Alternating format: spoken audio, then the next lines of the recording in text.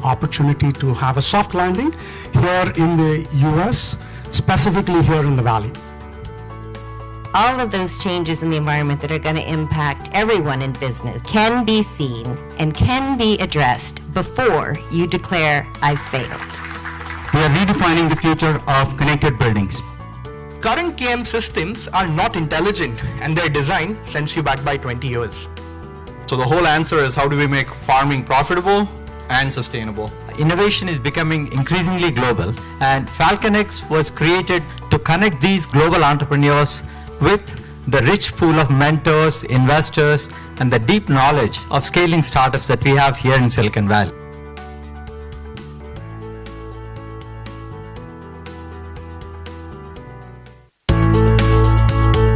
We are building a lot of partnerships with VCs, investors, to ensure that global startups have an opportunity to have a soft landing here in the US, specifically here in the Valley. All of those changes in the environment that are going to impact everyone in business can be seen and can be addressed before you declare, "I've failed." We are redefining the future of connected buildings. Current KM systems are not intelligent and their design sends you back by 20 years. So the whole answer is, how do we make farming profitable and sustainable? Innovation is becoming increasingly global, and FALCONX was created to connect these global entrepreneurs with the rich pool of mentors, investors, and the deep knowledge of scaling startups that we have here in Silicon Valley.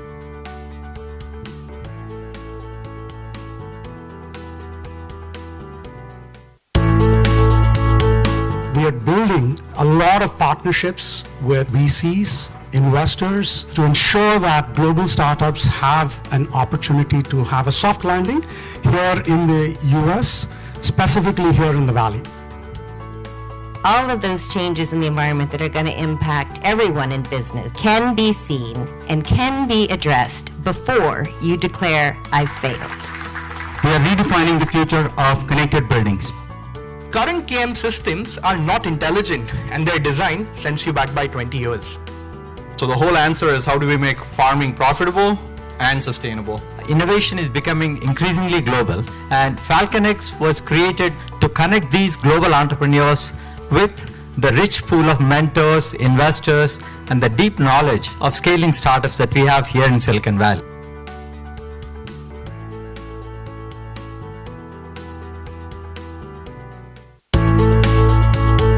We are building a lot of partnerships with VCs, investors, to ensure that global startups have an opportunity to have a soft landing here in the US, specifically here in the Valley.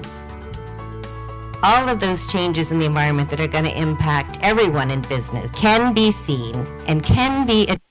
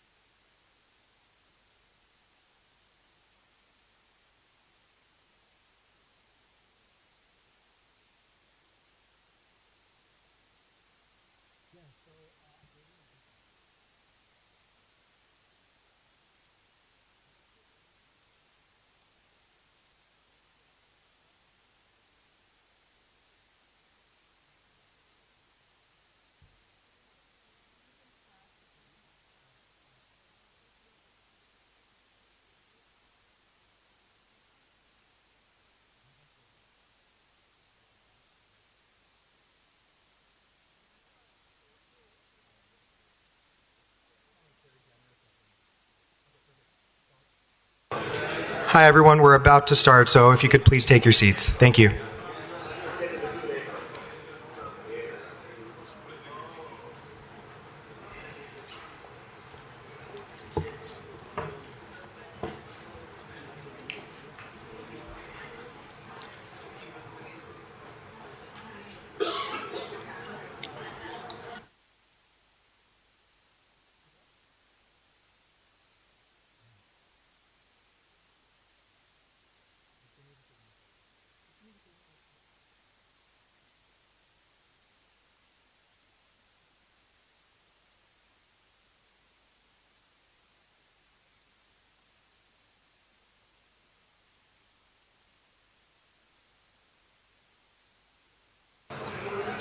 Good afternoon, all.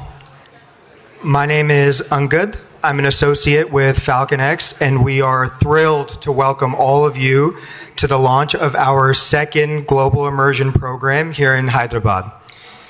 We have an incredible docket of panelists and speakers for you all today, but before we start, I'd like to ask you for two small favors. Firstly, if you could all please make sure to keep your phones on silent. And secondly, please reserve any conversations for the networking period we've set out after the event. We'd really appreciate that. But to kick things off, I'd like to introduce our CEO, Murli Chirala, to give the opening remarks. Thank you.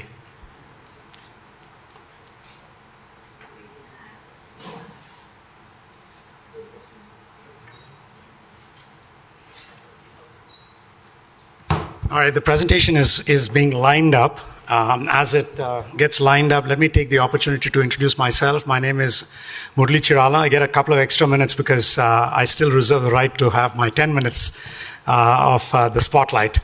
But having said that, thank you very much for being here. I am one of the co-founders of FALCONX, and I actually drew the short straw and ended up becoming CEO to operationalize the platform. So having said that, this is a lot of homecoming for me.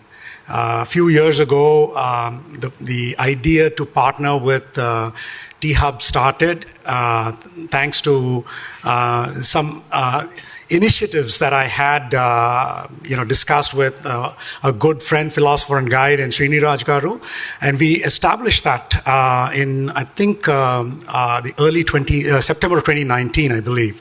After that, we got hit with a pandemic. We had a whole bunch of plans planned out, and it just took a backseat. The whole world actually had to go into a shutdown. Anyway, having said that, are we ready? All right. Let's make sure I use the right button. All right. So we did the first launch of the Global Immersion program here at T-Hub, excepting we did it in the T-Hub 1. Is that what you call it? And, my counterpart, T-Hub CEO, MSR Garu, coordinated that launch event last year. Actually, it was only a few months ago, about 6 months ago, in May of 2022, at very short notice.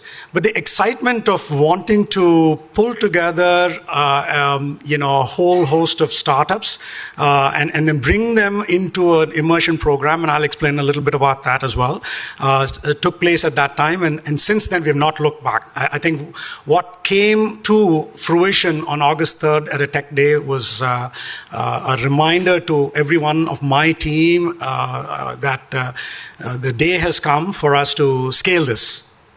Having said that, there are a few immutable facts.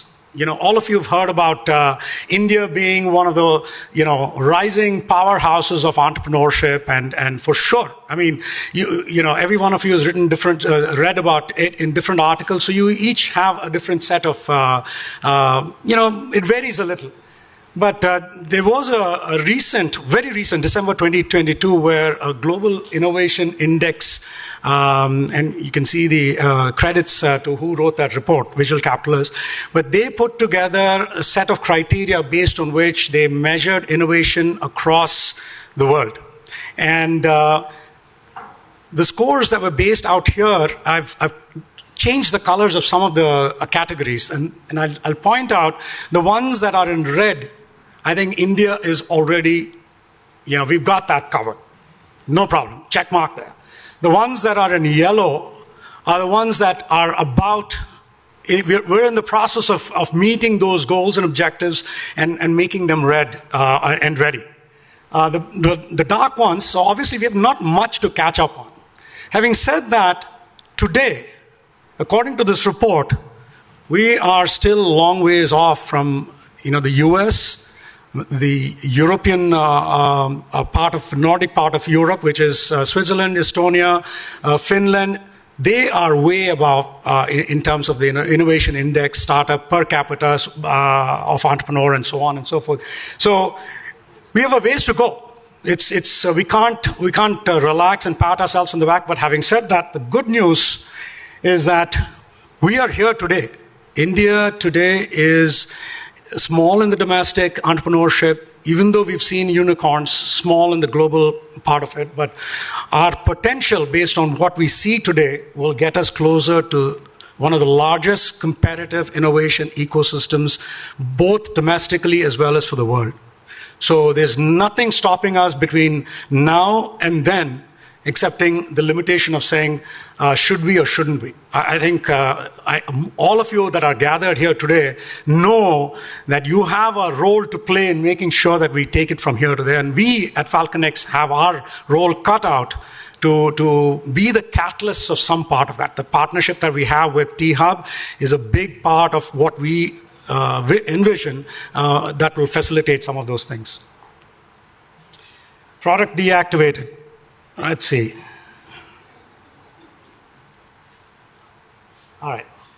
So the US has a certain part of the geography that just was amazing. So if you, I actually borrowed the slide from BV's immersion program presentation, but you see that about 50 miles of the Silicon Valley has been seen over the last 50 years, and the pie is only growing larger. Nothing has slowed down in the valley, but the pie of innovation, people are adding to it. You know, we've had other parts of the US, Austin, Boston, Seattle, and so on and so forth.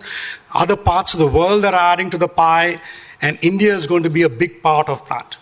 As you can see, there is a lot of anticipation, excitement that India will play a big role in this innovation. And if you think about it, if by some numbers, if the global GDP total is about 100 trillion, and the anticipation is, if it is going to have to get to 150 trillion, there's only one country in the world whose productive population can carry the world's innovation and GDP from that 100 to 150 trillion, and that is India. Having said that, let's get down to where we are. Again, another ranking. We're still, you know, you always start at the bottom and then get up there, and we're doing it really, really rapidly. There are issues in terms of how we get to the India-based startups into the global arena in many ways. India's GDP right now is $3 trillion. You know, I've had a lot of startups that, especially in the B2B space, that they acknowledge that the moment they get to a certain maturity here in India, they need to pivot into the global markets, and US is the largest global market of all. So they need to come there, get their growth to the hundreds of millions of dollars, and then bring and expand into the India market at that point in time. And a big part of that is, you know, fraught with a lot of challenges, barriers. Many startups that get funded, they do a lot of things that I've listed out here. And when they time it wrong, when they don't have the product market fit, when they don't have a marketing go-to-market strategy, they will fail. And we do hear of a lot of successes, but when you count the number of failures into that, you suddenly realize there have been only a fractional success.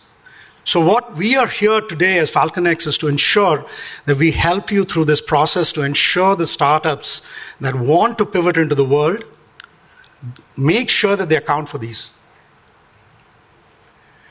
We're a platform that basically focuses on B2B. We ensure platforms so that we are able to get you through the transition and have you build value, find the product market fit, find the go-to-market strategy, build the value, and then ensure that you're able to then raise the capital to scale in these markets. The team of entrepreneurs that came together, 10 of them, fortunately today we have with me some of the most iconic entrepreneurs that the Valley has seen, and they're here, and we're obviously taking advantage of their presence also to do the... As founders, we've done about $20+ billion in market cap, about raising about $250 million, about 15 exits, an IPO. But as what I would call as investors, we've done even better. We've actually, if you look at the investment we've made in the context of a track record over the last couple of decades, actually I'd say about 15 years, the market cap of those companies is in excess of about $60 billion. What we do at FALCONX is we bring the startup to the center of focus, and then we build the ecosystem around it by partnerships with accelerators, by partnerships with enterprises, by partnerships with governments, and so on and so forth. And so after going through a journey of about 4.5 years and going through a cohort of the Global Immersion program, it was very evident that there was one part of it that needed to be complete in order for FALCONX to basically become robust and bring a whole bunch of unique value propositions that doesn't exist in the market today, which is the opportunity to bring that funnel globally into the US for those global startups that want to enter the US, and then become the sourcing focus with partnerships, with mentorships, with making sure that you get your customers there. And then finally, the most important part of it is to be able to fund you. And in that context, FALCONX is putting together a $20 million accelerator fund where we participate in that early stage of capital that you will need. You may have raised a Series A here, but when you have built your product and you bring your product to market, there you still need to make sure you find the product market fit. If you do not pay attention to that, you will take longer, if not fail. So it's very important to understand that during that process, you need some seed capital, or what I would say bridge capital, and that's where we focus on. We make sure that you have that capital to continue to build that value and ensure that you get to the point where you've built the value to justify the valuation for your next round. So it's very important. So FALCONX is happy to announce that we are launching our fund this quarter. At some point, by the end of the quarter, we intend to have the first closing. And we already have a backlog of about 10 startups that we intend to invest into. And so it's a very exciting part of what we're bringing together. This is obviously very unique. In the US, you see a lot of startups that basically, a lot of entities that are VCs, that are incubators or accelerators, nobody that brings everything together. So that's the exciting part of what we have. A big part of what we want to do in the Global Immersion program has to do with our partnerships with global accelerators. T-Hub represents one of the largest accelerators. The excitement around its new infrastructure, new leadership, I think is going to set the stage for the ecosystem of entrepreneurs around India to leverage the bridge that we are building between T-Hub and the Silicon Valley through FALCONX to ensure that you have a trusted partner on the other side that you can partner with and enter the US markets. This one, I think for those, the details are how do we process it. I'll just give you an example. We had 60 startups that applied for the Global Immersion program last time. We processed the 60, we selected 9. And then we helped the 9 come to participate with us. One important difference between last time and now is the last time we had the entrepreneurs pay a small fee. And at the end of the day, everybody charges a fee. We did charge a fee. It was a minor fee. At the end of the day, what is important is it is so small in the grand scheme of things. Success means you're not going to, that won't matter. Failure means that won't matter either. But what is very important this time around is that we are actually going to, the selected startups will be actually given a stipend of about $10,000 to participate. So it's a selection process that becomes more stringent and will make sure that when you come there, you're not talking about that small amount of money at this point in time. And we've got a model that works to ensure that all of this becomes a part of what your success story is. With that, I just wanted to show you a picture of what we have. Last time we had some very exciting array of speakers at the Technology Day. The 9 startups that presented after the 3-week immersion program, the before and after was each of the 9 startups, the entrepreneurs made presentations that rocked everybody to the core. They all thought entrepreneurs that come globally from India need a little coaching. References to your name, I fell ill, so I'm not going to take a chance this time. So MSR Garu, if you kindly come.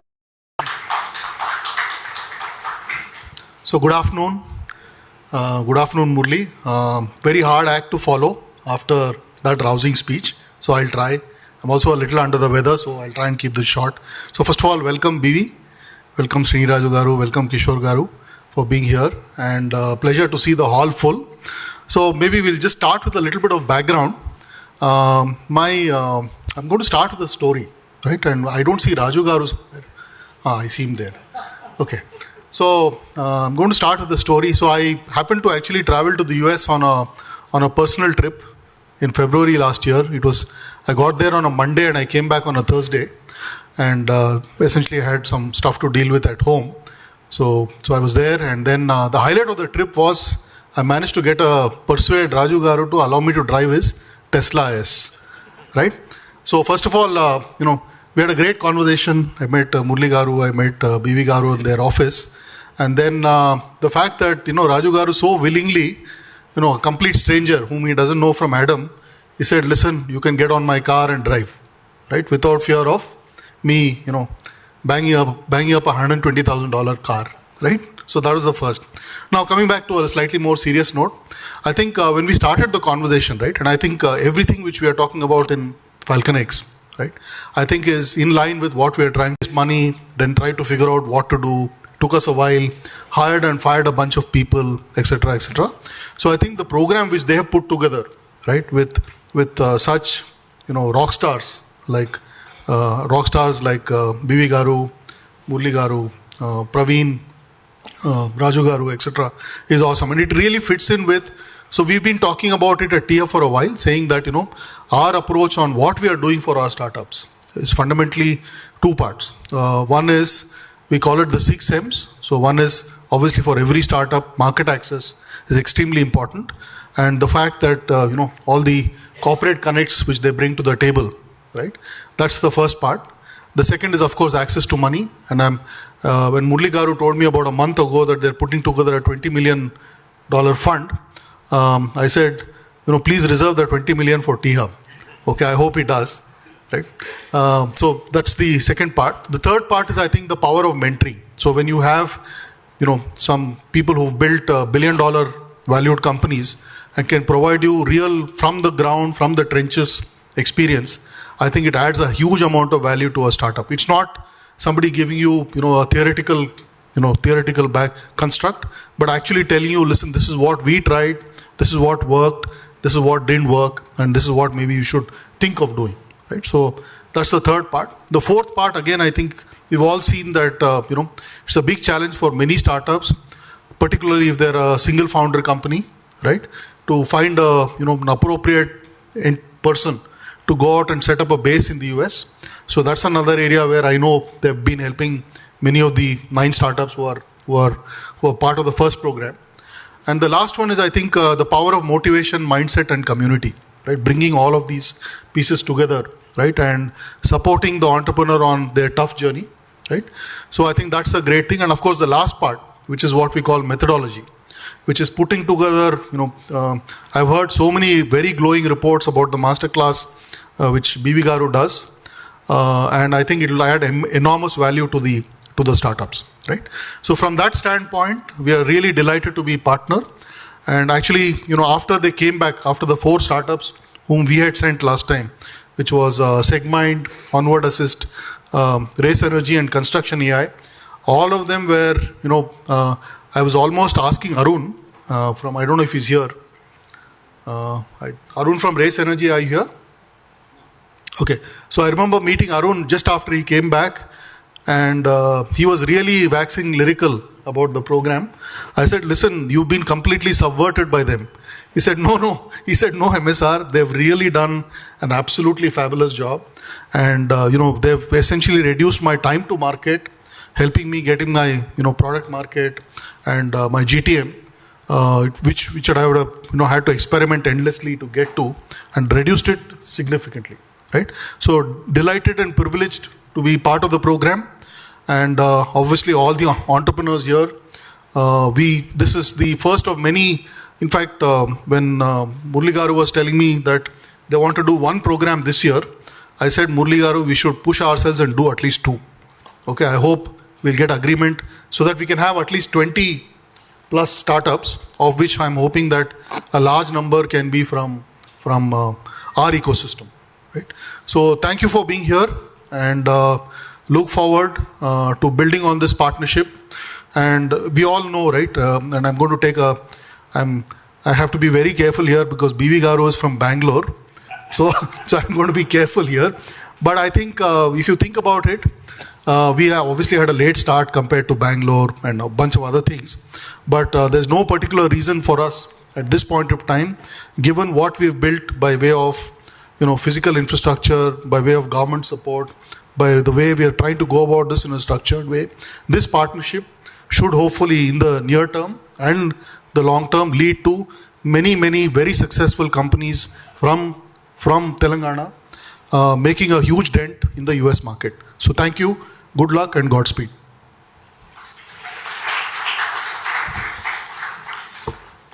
MSR, thank you for those inspiring words and always making sure that FALCONX truly feels at home here in T-Hub. Next up, I'm really excited to welcome two of those T-Hub startups that were participants in our last Global Immersion program. First, we'll hear from Chaitanya from ConstructN, and second, we will hear from Dinesh from Onward Health. Please come to the stage, gentlemen.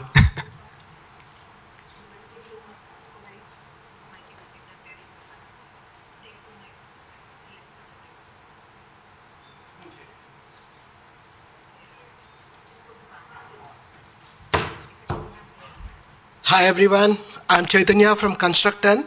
You could see one of my image over there with the helmet on. And Murli, right, you were mentioning about one of the startups who could change from day one, the first pitch that we gave, to the last day when you had to present it in front of 200 people. And I would definitely count myself as the foremost in them. I know my first day pitch was so bad, it was pathetic actually. But what I would say is the 3 weeks program, and I'm even continuing to be a part of FALCONX incubation after that as well, has helped me so much. We identified US as our primary market. We knew we had to go there, but we had never done that before. I didn't know what to talk to customers, how do we approach them, how do we actually get them, especially our customers belong to the construction industry. It was extremely difficult to get that. And the main thing, I would say is I was the biggest benefactor of BV's masterclass at that point of time. Because it was not a class that you take and, notes and very theoretical. It was very practical conversation. And some of the pointers that he actually mentioned, I could actually implement it the same day. During the program itself, get a customer to be our advisor and later an investor as well. I mean, these learnings, right, these are people who have been there, done that, would have been so hard to get if I would have tried to figure it myself. I would not say I would not have, but it would have taken a lot more time. So that condensed acceleration, right, it makes a whole lot of a difference. Now we are more confident, we have set up our base in US, and we know how do we actually get into the market there. In fact, in the same picture that you saw, I was actually wearing BV's jacket as well. So it was all kinds of support that I got. I didn't have a jacket on me, and Murli asked, all the startups should wear jackets. I was just going out to get a jacket when BV stopped me. He was looking at me. And I was like, why is he looking at me like that? He said, why do you want to waste 3 hours and $300 just to get a jacket? And he got me his jacket. I think that gave me a whole lot of confidence as well. But yeah, it was an amazing experience. I'm continuing this association with FALCONX. We are physically situated over there, and I'm moving there next month for good. So I highly, highly recommend this. It has super accelerated our learnings. Thank you. Hi, my name is Dinesh. I'm the co-founder of Onward Assist. We work in the cancer analytics space. We build AI which analyzes the images of cancer biopsies and helps pathologists in their reporting. And we've built all our AI in collaboration with cancer institutes in India and the US. And we've just started commercializing, right? We are right in the middle of our go-to-market. We are commercializing with cancer institutes, or more specifically CROs, clinical research organizations, and pharma. So, so early last year, right, is exactly when we were, wanting to make that jump, right, crossover. We've been seriously looking at the US market for almost 12 months prior to that, and we really didn't have much of an idea. I know we knew that was the biggest market. We had some contacts. Obviously, we work with a lot of researchers in cancer institutes in the US. But that's exactly when kind of we got introduced to FALCONX, courtesy Naveen, Mansi, and then we had those conversations with Mansi, of course with BV and the rest of the group, and that was one of the best better decisions that we took last year, right? I think the biggest benefit at least we got out of the program was one, the sheer richness of the mentor pool, right? That is part of FALCONX, right? Driven by, the founders at FALCONX itself bring fairly rich experience of having built valuable companies, which is, which has a value of its own. But more importantly, folks who have built successful companies, built multiple companies and done exits as well. So that has a lot of value, right? I think we were able to kind of almost, like, the US phrase, right? Drinking from a fire hose. It's almost like that. I know the program was only about a couple of weeks for us, or 3 weeks in the Bay Area. But, we used that time, one, to get the best out of the masterclass. Two, we would have interactions at the end of every week with the entire mentor pool, right? So while we were assigned with one mentor, which was Bala, who obviously had some, background experience in the medtech space because we work in that space.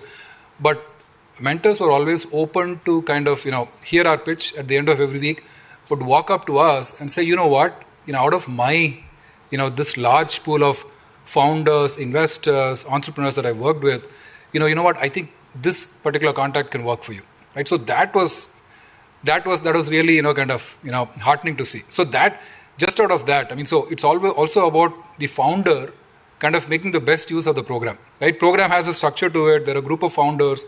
But it's also down to the founder to kind of tap into those connections, which is what we were able to do. And lastly, of course, the group of startups, right? See, all of these are startups who are kind of trying to break into the US, right? And they've been successful. They've built a bit of traction around in India, but they're starting to discover the US market. So it was also about learning from other startups. So obviously, Constructen, they're pretty much down the road. So we are actually using that, right? So we've been back for the last 3-4 months, and now we got busy, closing a transaction for ourselves, and now we're actually keen to about, starting to open up the market again, right? So we use that time to, one, use the masterclass, get our connects through the mentor pool, and also use our time, right? Being in the Bay is there's nothing that can describe it, right? Being there right in the middle of, this founder ecosystem, startup ecosystem, you can't get it anywhere else, right? So being there, so that's primarily what we've used. We use that time to connect with other, experts, advisors in the space through the help from the mentors that we got. And then we came back, we've kept those connects warm, and now we're actually starting to take it forward. So, in the last 6 months, at least for us, we've commercialized with a CRO in the Bay Area who are using a couple of our algorithms to assist their pathologist reporting workflow. We've started talking to big pharma customers, which is a customer segment that is in focus for us. And we have a funnel of customers, right? And we know, we've got a bit of background in terms of commercialization structures, pricing structures, GTM structures. We know a lot of these that we can, thoughts that we can tap into. At the same time, we also know, whenever we're going to unlock or go back to this market, we can actually count on the advice of, the FALCONX pool as well, right? So, if you ask us, I think you're talking to, a couple of the biggest supporters of the program because we got a lot out of it. But, best wishes to all of you guys. Thanks.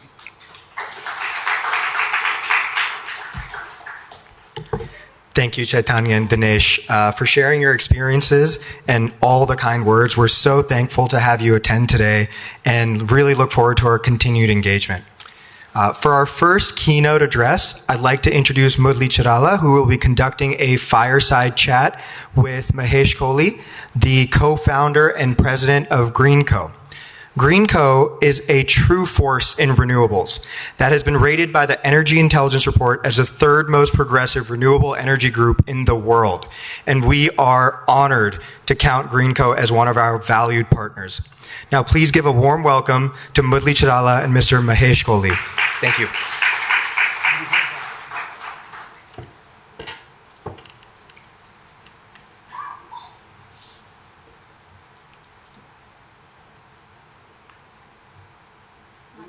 mics or we're going to have to speak up?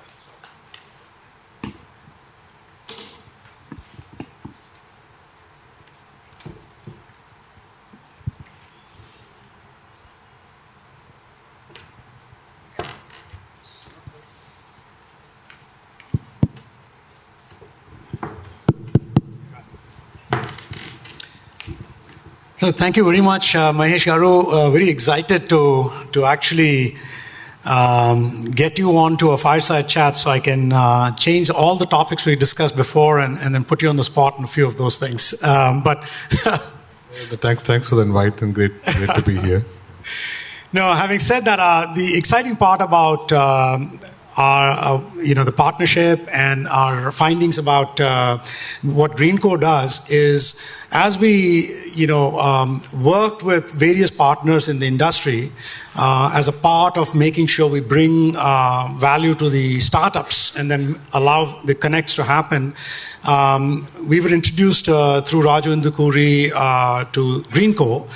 And the discovery of that partnership led to what I would call an amazing progressive technology company that harnessed, all age-old technologies, but completely packaged into today's world, and have brought a new meaning on various fronts as it relates to carbon neutrality. So I'm going to take the opportunity here, Mahesh Garu, if you could quickly take us through your journey till today, and then so that we can trace that and then look forward and then see what kinds of innovations you've encountered, what you've brought to the table up until today, and then we'll talk about this later.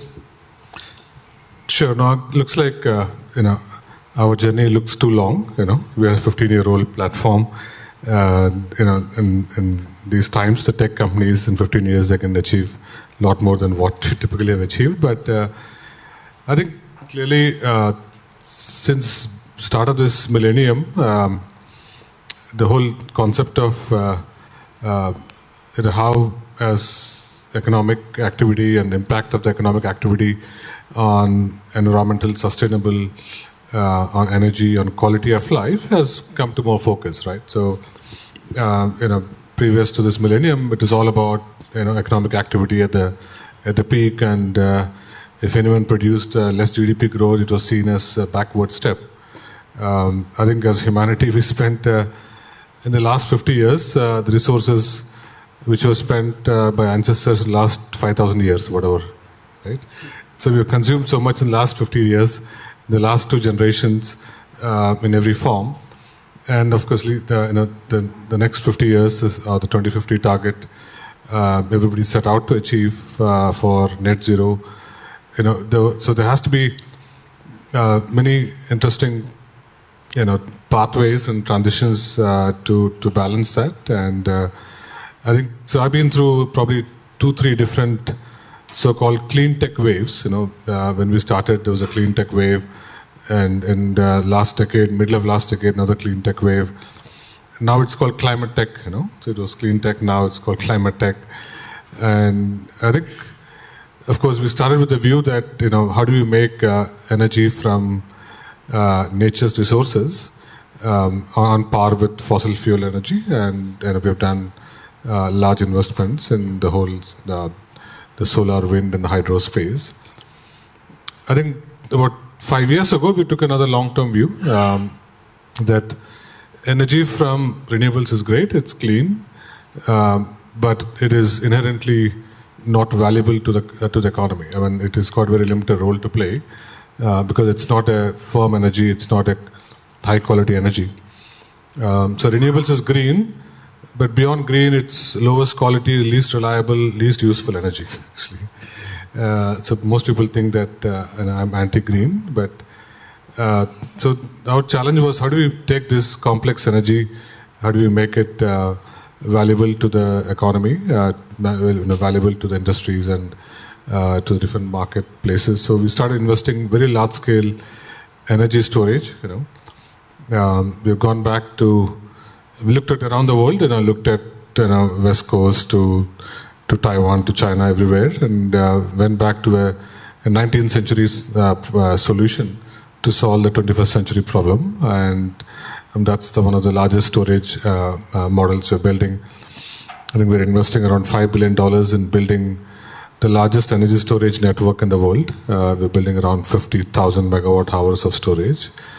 And by inherently enabling that at the lowest cost, we've enabled many interesting things. And because of that, we will deliver potentially lowest cost green hydrogen anywhere in the world. We might ship something from a neighboring location here, Kakinada, in the next 18 months. So as India is the largest or third largest importer of energy, we'll potentially export energy out of India in the next 18 months because of this ability to store and translate those green electrons into green molecules and then make it in a form which is fungible in different forms like ammonia and other forms. And we plan to send it to the European markets and Korea and Japan type markets. So yes, we started off as how do we solve the energy problem, to now we are potentially going to export energy out of India in the next near future. So Mahesh Garu, when you and I were talking backstage, we spoke a little bit about the kinds of innovation pre-pandemic, and then what the pandemic has done, what kinds of focus has it brought into the innovation spectrum. Can you share some thoughts, your thoughts on that? Because it was very interesting to see you have a very special view into that, and so I wanted you to share that with us. And clearly what has happened before pandemic, right?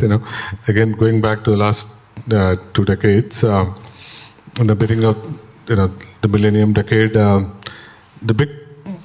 if you look at the Fortune 500 companies, the top 10, top 20 companies, they were largely industrial companies, like the likes of GEs and likes of Dow Chemicals and Exxon Mobils and Chevrons.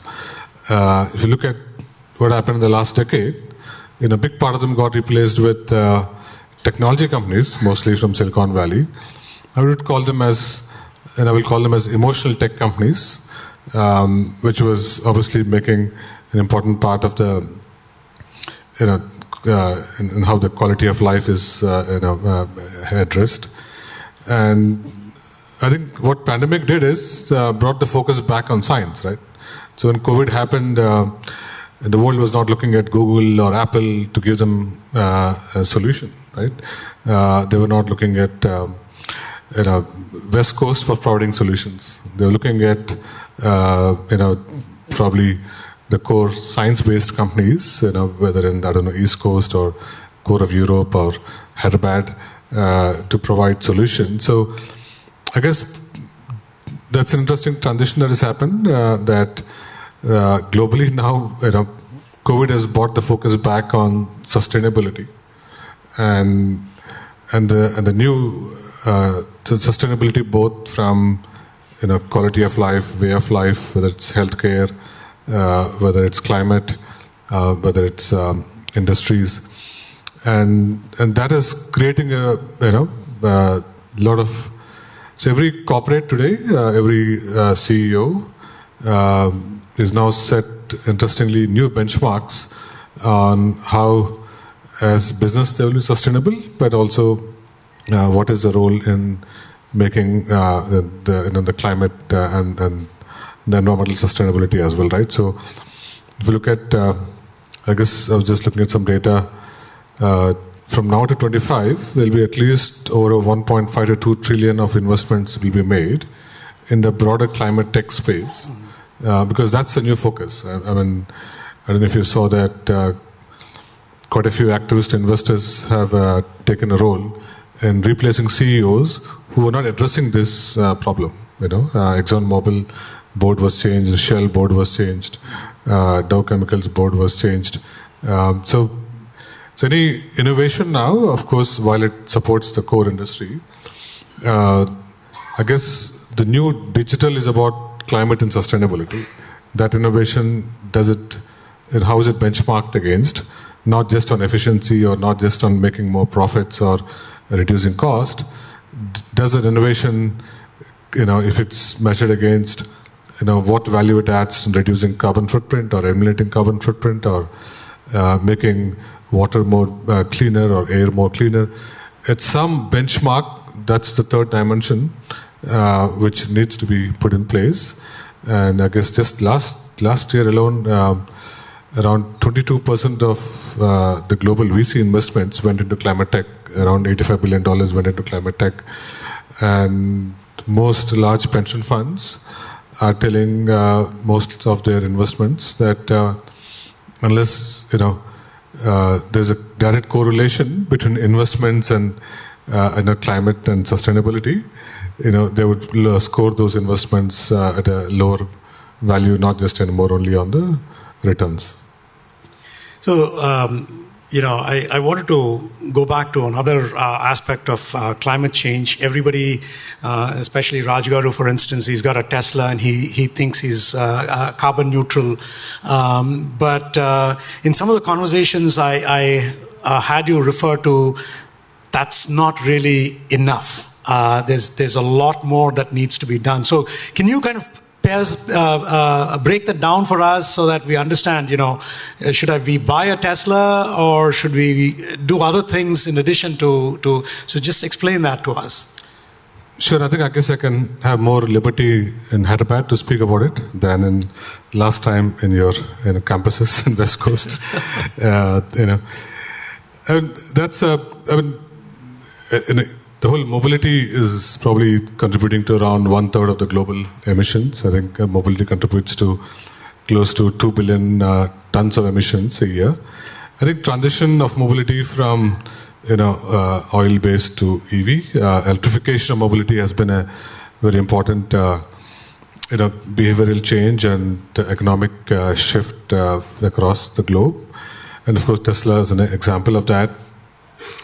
I guess that's an important transition, but that's probably contributes to, in our view, 10, 15, 20% of the real transition. As you know, any of these EV cars, there are 2-3 dimensions to that. What do you fuel the EV car with? If you fuel it with the grid power is 80% coal. So normally it takes, I think this is data from Volvo itself, that it takes 8 years for the car to offset emissions if you feed it from the renewable power. If you feed it from the grid power, it takes 12 years. So if you buy EV car, it takes 12 years to offset the emissions because it's not really clean in a natural sense. It depends on what you feed it with. But the bigger data point is to make a car, the materials you use, that's where I was talking about climate tech. The cars were made with steel before the EV revolution, and of course the batteries were great, but they were heavy, so they had to move to aluminium. But aluminium is 40% more energy intensive than steel. So you're spending 40% more carbon footprint to make an EV car to take this heavy battery, to accommodate that. And all the fundamental innovation was largely around battery by itself, of course, and the motors has been a well-known technology. I mean, if you look back, right, in 1920s, there were EV cars. In 1930s and 40s, there was ammonia-driven buses in Europe in 1940s. So fundamentally, EV by itself is not innovation. That's been there historically. It's just the ability to bring those lithium-ion, the phone batteries in a large scale helped in that transition. But the way we look at it is, and when I sit in an EV car, the first thing I look at it is, all the dashboard is plastic. That's all petrochemicals. All the tires and all the entire chassis and the entire materials, right? So the true long-term, where do we want to be in 2030 and 2040? We want to see an EV car for sure, but made with green aluminum, made with the whole dashboard made with carbon neutral plastics or recycled plastic or some other form. So every component of that car, how do we transition? And that's the opportunity I was saying that across, globally, at least $2 trillion of investments will be needed to make that transition And EV car is definitely a good poster child, but that's probably very little in the real transition. So I'm going to rethink my strategy as it relates to getting an EV. But that being said, I think there's a large number of entrepreneurs out here, and this is my last question, which is, how do you perceive Green Co? Are you going to be building all the innovation yourself? Would you be looking at innovation that's being built outside and then partnering with some of them, investing in some of them? How do you, what's your vision on that? No, clearly we believe that the pace of innovation and the transition has to be much faster than what's happening, this whole global effort has been all about collaboration, and it's no more about each corporate saying I will change the world, or I will achieve every outcome. I think clearly, I don't know if you've seen the announcements the last 1 year. We ourselves have collaborated with many companies and technologies around the world, and they're collaborating with us.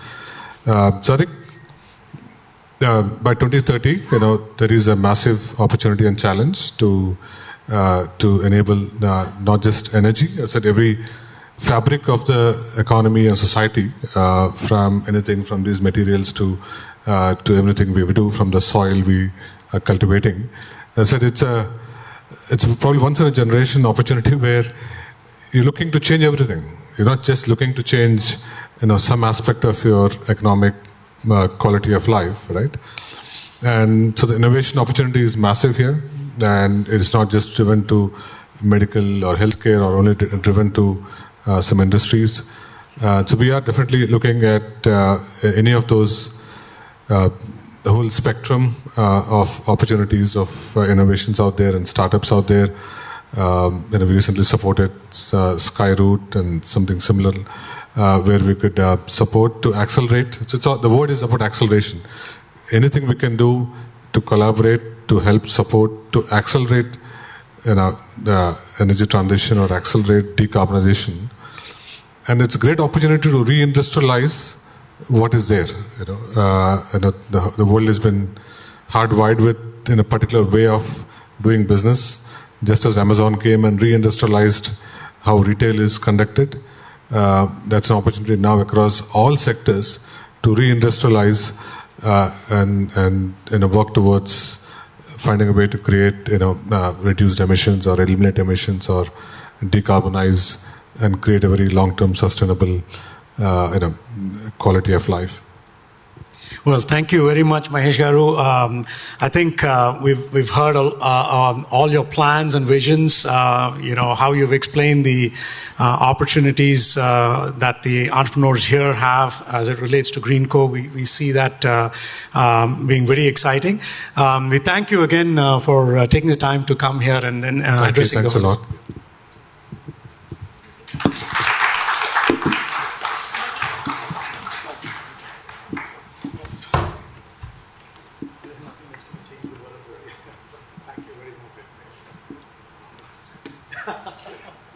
Will do.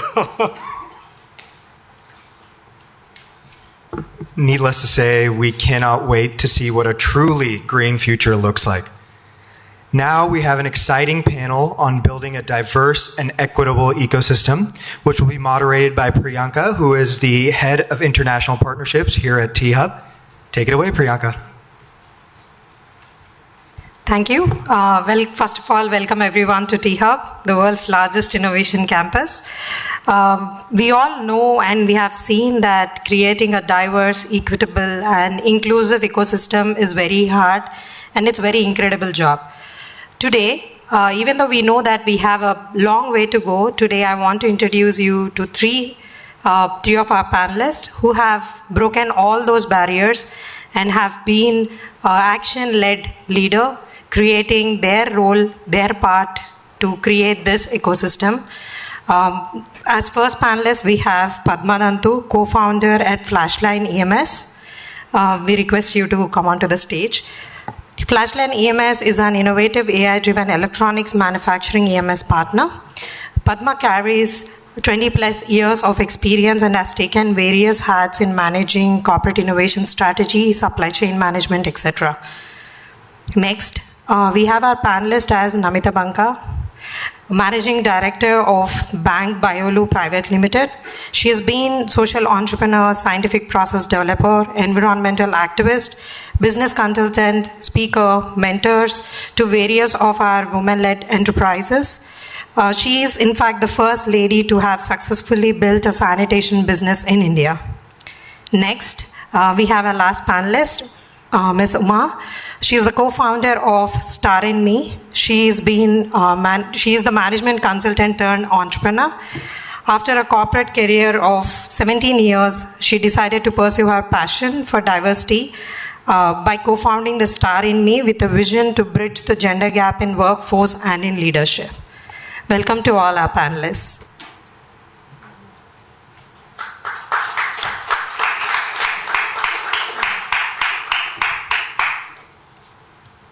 So I know this is my third year at T-Hub. I've been interacting more than 100 startups so far. We know that the entrepreneurial journey is a very lonely journey and there are a lot of ups and downs. And just wanted to know, based on your experience, how did you start? What were your initial years, and what were the major challenges that you faced? Hi, thanks Priyanka. So like Priyanka just mentioned, I was not new to I came into the startup ecosystem after about 17 years in the corporate world. And I sort of assumed that my experience in the corporate world would probably prepare me for the startup ecosystem, but I was so wrong because it's a completely different ballgame. I had to learn and unlearn so many things in order to, make it as an entrepreneur. So the genesis of the Star in Me is during my corporate life, majority of my experience has been in consulting. So I've traveled, worked across 5 continents, advised a lot of C-suite leaders, and irrespective of which country I went to, the kind of boardroom I was sitting in, more often than not, I was the only woman in the room, or probably 1 or 2 women or 3 women in the room. This sort of ignited my interest in the entire area of diversity. And with another colleague of mine at that point in time, she and I founded the Star in Me with a vision to bridge the gender gap in the workforce and more so at leadership levels. So that is how the Star in Me was born, pun intended.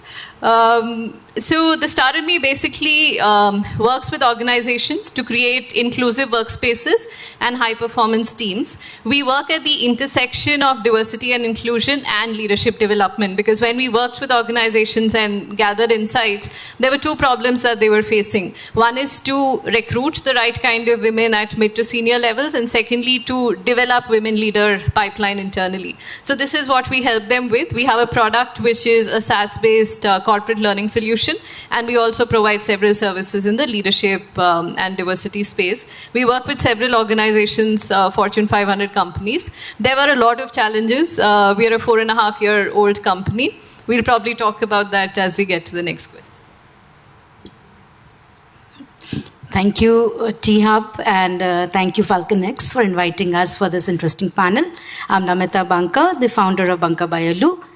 My entrepreneurial journey actually started in 1999, and being a housewife for a few years, I thought I need to do something, and I started making jewelry, diamond jewelry.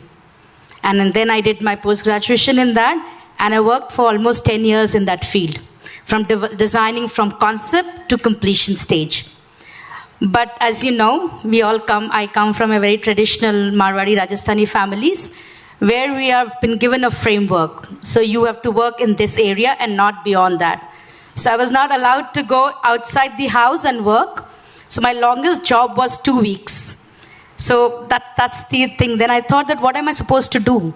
So I started working from home, and that I did. And then, of course, my husband was a corporate guy. So I kept moving with him. From Surat, I moved to Bangalore. Bangalore, I moved to Hyderabad. Hyderabad, I came in 2008. But I didn't want to start jewelry business here. The reason, I knew Hyderabad was a very, very bad paymaster in terms of credits. So what do I do? And not having too much of capital at those days, and not being even given fund from the family. So I had to do something beyond that. So when my husband came here, I started a company called Banka Enterprises, which started dealing in environmental products and services, starting with cartridge refilling center. I started with printer cartridge refilling center and started marketing to corporates green products in 2008. But there was a very critical problem I was always facing. Wherever I had my office, there were no toilets around. And 2 times I had fallen sick with severe kidney stone at the age of 35. Something had to be done. And when I was traveling across India in trains, of course, we never used toilets. But I didn't come to know that this was such a big problem until I faced it myself.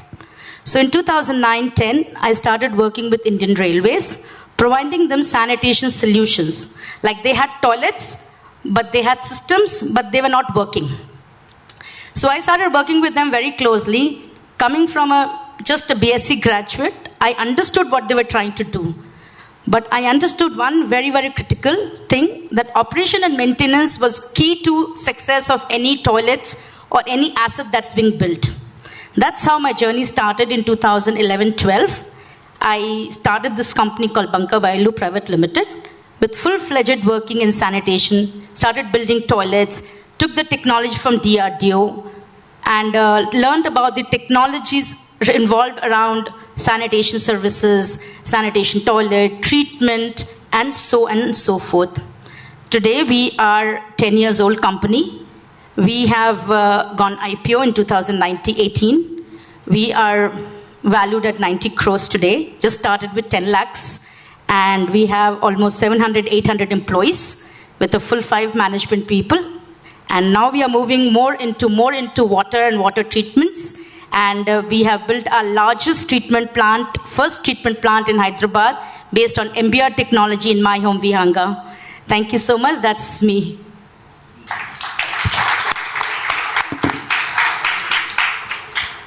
Excellent, Namita. Now let me beat that. At least I will try. Hello all. I am Padma Dantu. Falcon is taking people from here to US, but I came from US. So I am from San Jose. And we used to have our own we still have our companies in San Jose right now. Actually, right now we moved to Milpitas at a bigger facility. And we came back due to our family issues to India back in 2007, went back 2008, came back 2009. So we are still struggling between US and India right now. So just before the COVID, we thought like we started our engineering company after moved back to India. And we are designing for many companies in US, healthcare, including Tesla, and Fitbit. All these companies, we were supporting them in the design side. So after coming back, finally, just before the COVID, thanks to Telangana government, we got 3 acres of land awarded to us in Fab City. So we thought like, okay, why not build something here? So we started Flashline EMS, electronic manufacturing services.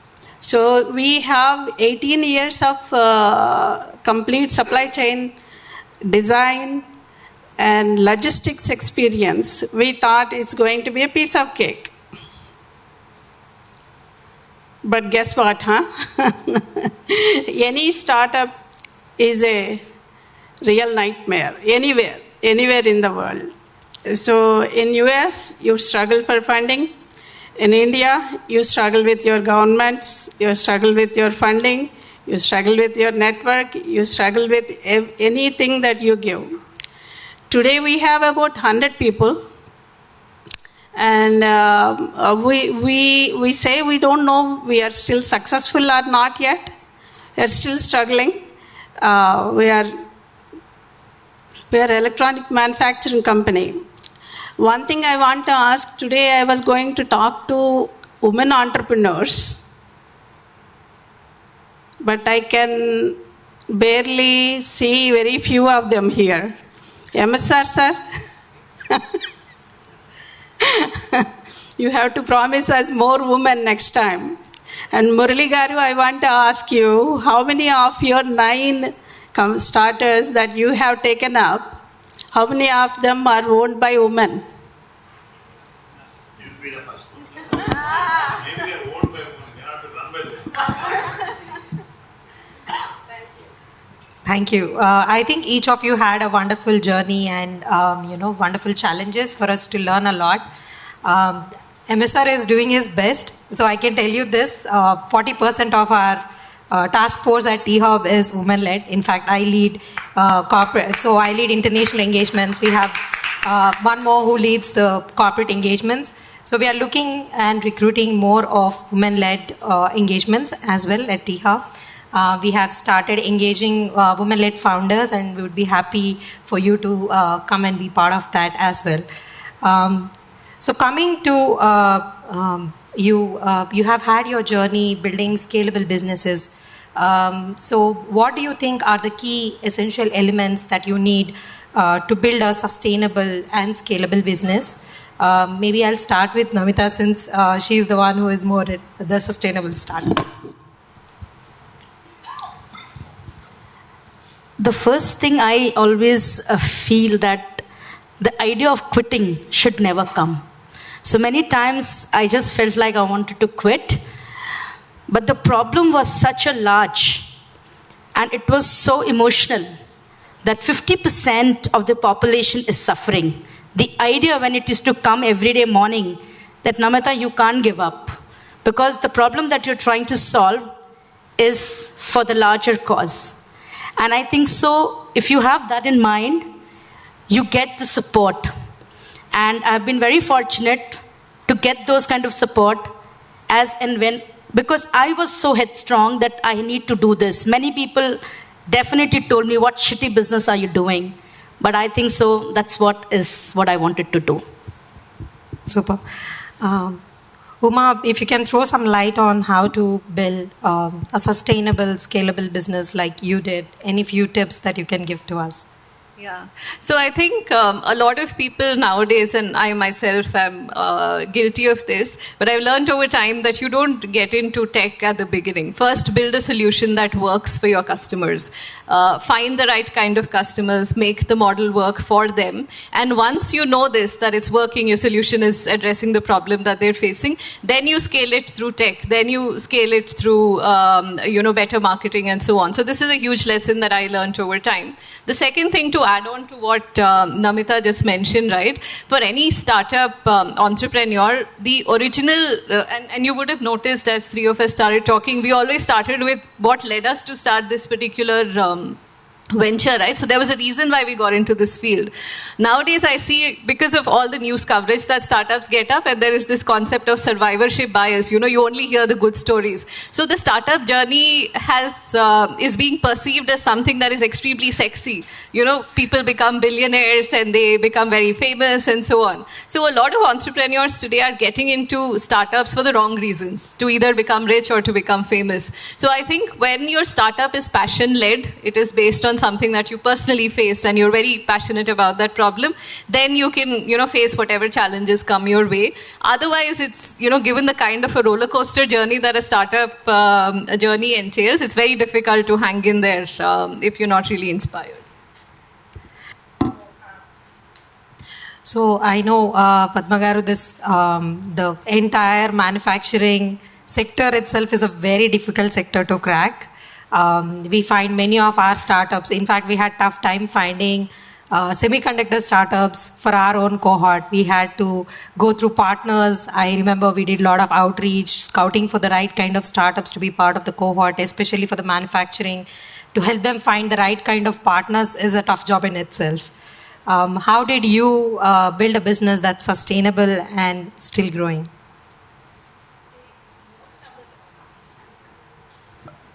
See, most of the time, what happens is, at the design stage, if you know Pakoda's doing well, don't go build satellites. That's my advice to any starter.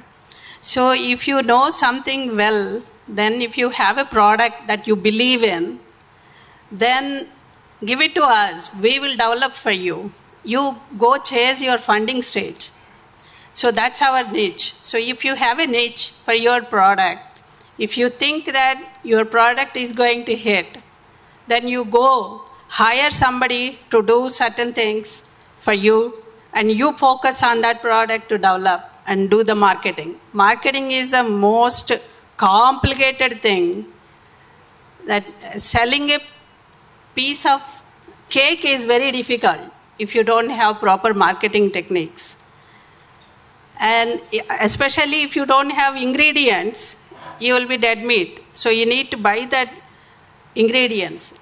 Especially semiconductor industry, what happened, it went into ballistic because of reason that because of pandemic, China stopped all their semiconductors. So actually right now, that was one of the reasons that why we started this manufacturing in India. Because lots of US companies are coming to India, looking towards India to take the advantage of. So we are focusing that path. So for upcoming, and also at the same time, you need to have the marketing and the scalability, quality, value plus added system. If you have those kind of disciplinary manner, then only you get into manufacturing. Otherwise, you dream about some unicorn and stay there.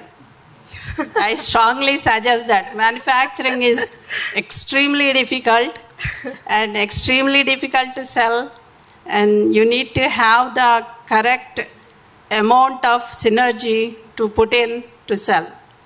Super. Since we are talking about the growing ecosystem, we do have a couple of women entrepreneurs here. Any strong words of advice in terms of what else can be done by entities like T-Hub, FALCONX to boost this ecosystem much further stronger for the women-led enterprises? And I want an unbiased opinion on this, on what have you seen so far and what do you think can be better? Maybe we can start with. Yes, yeah. Uma.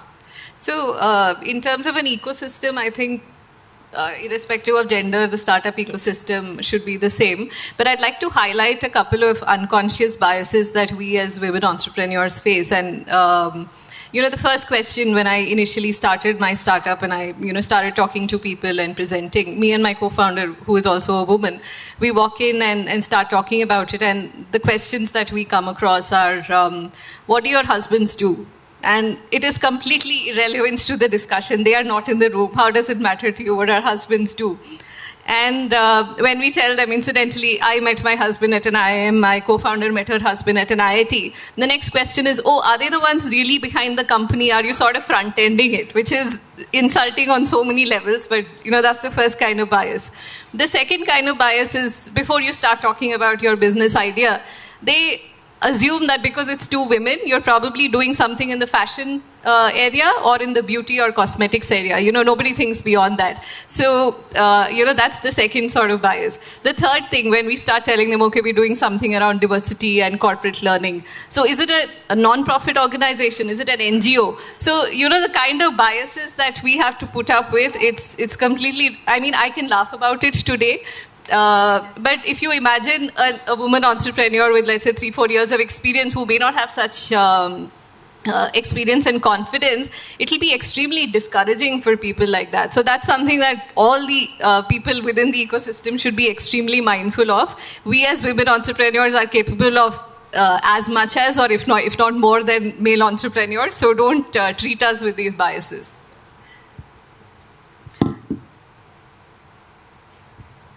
Maximum of them, I think I also face the same biases which Uma just now said. But one thing that I also faced was my caste. Like I was tagged to be from, because I was doing something in sanitation, I had to hide my business from my family for almost 4 to 5 years. And it is always very easy to relate to a business, to a particular culture or a caste or this thing. And then comes the education also. So if you just say that I'm just a BSc graduate, then how did you do it? You're not educated. I've got questions like this. You're not educated. How did you do this business? These kind of questions I've got. And then even some of my funding, when it was supposed to be closed, didn't close because people thought I needed more help and they couldn't travel to help me out. So these are the kind of definitely very, very discouraging. But I think ultimately, if you believe that you have the power and you have to do it, you will do it. Whatever people think, it doesn't matter. Excellent.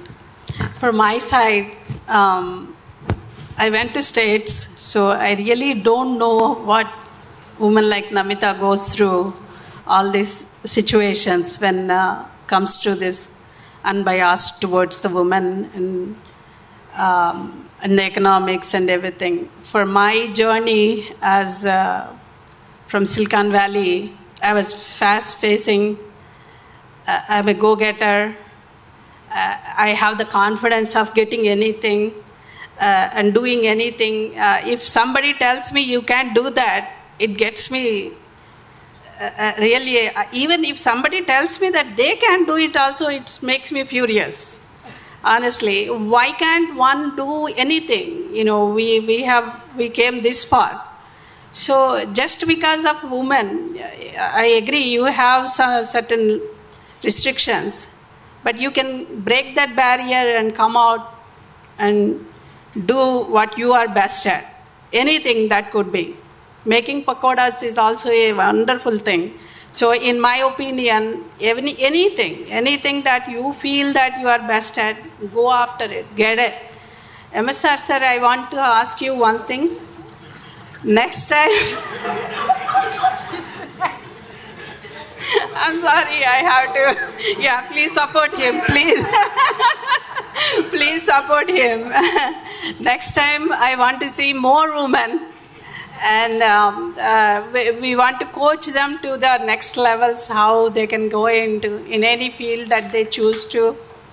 And thanks to T-Hub, actually T-Hub is wonderful. I really love it. I came here, met him many times, but every time I come here, I get overwhelmed by the exposure that you are giving it to the startups, which was not there when we started in early 2000s. So this is absolutely wonderful, even Falcon, all these companies. But I want to see 100% women at one place with the startups.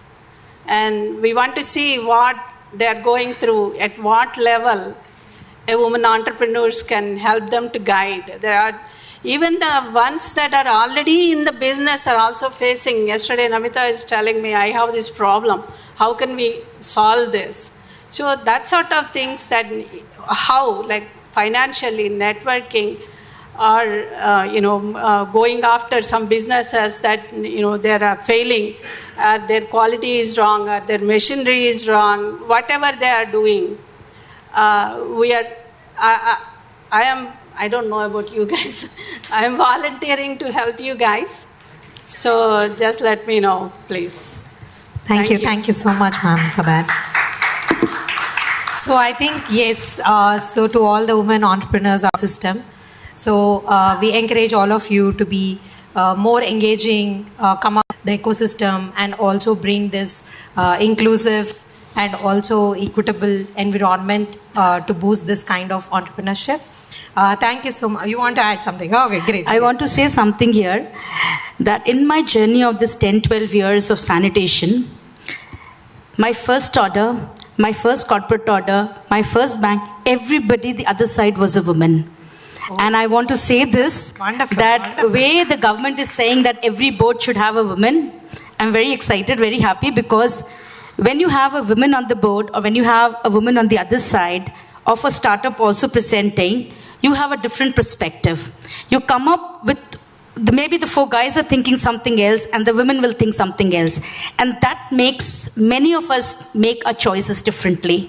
So in your group also, you need to have more women, because when you choose startups, you have to have their perspective also. So that's my take. Wonderful, wonderful. I can't resist that challenge. I will take you up on that offer. If you find me 2 female-founded startups, we will make sure that they're part of the Global Immersion program. So let's make that happen. So I'm going to put the challenge right back at you. I've got my colleague and counterparty, MSR Garu here, and my board here that will support me on this. So let's do that. Let's pick a couple of women-founded startups, and you are startup founders as well. So we would love to make sure that it happens. So that's a pledge that I'm willing to make.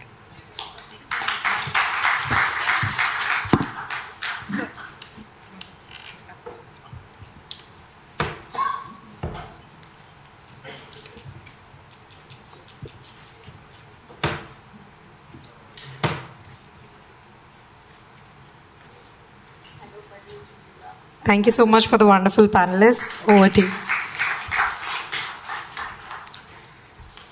Thank you for sharing your incredible journeys and your illuminating thoughts on the state of the ecosystem. For our next keynote speaker, I'm thrilled to introduce another FALCONX partner.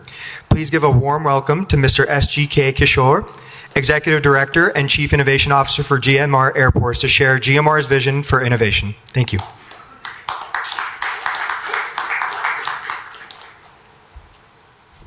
This is working, right? Yeah. Thank you.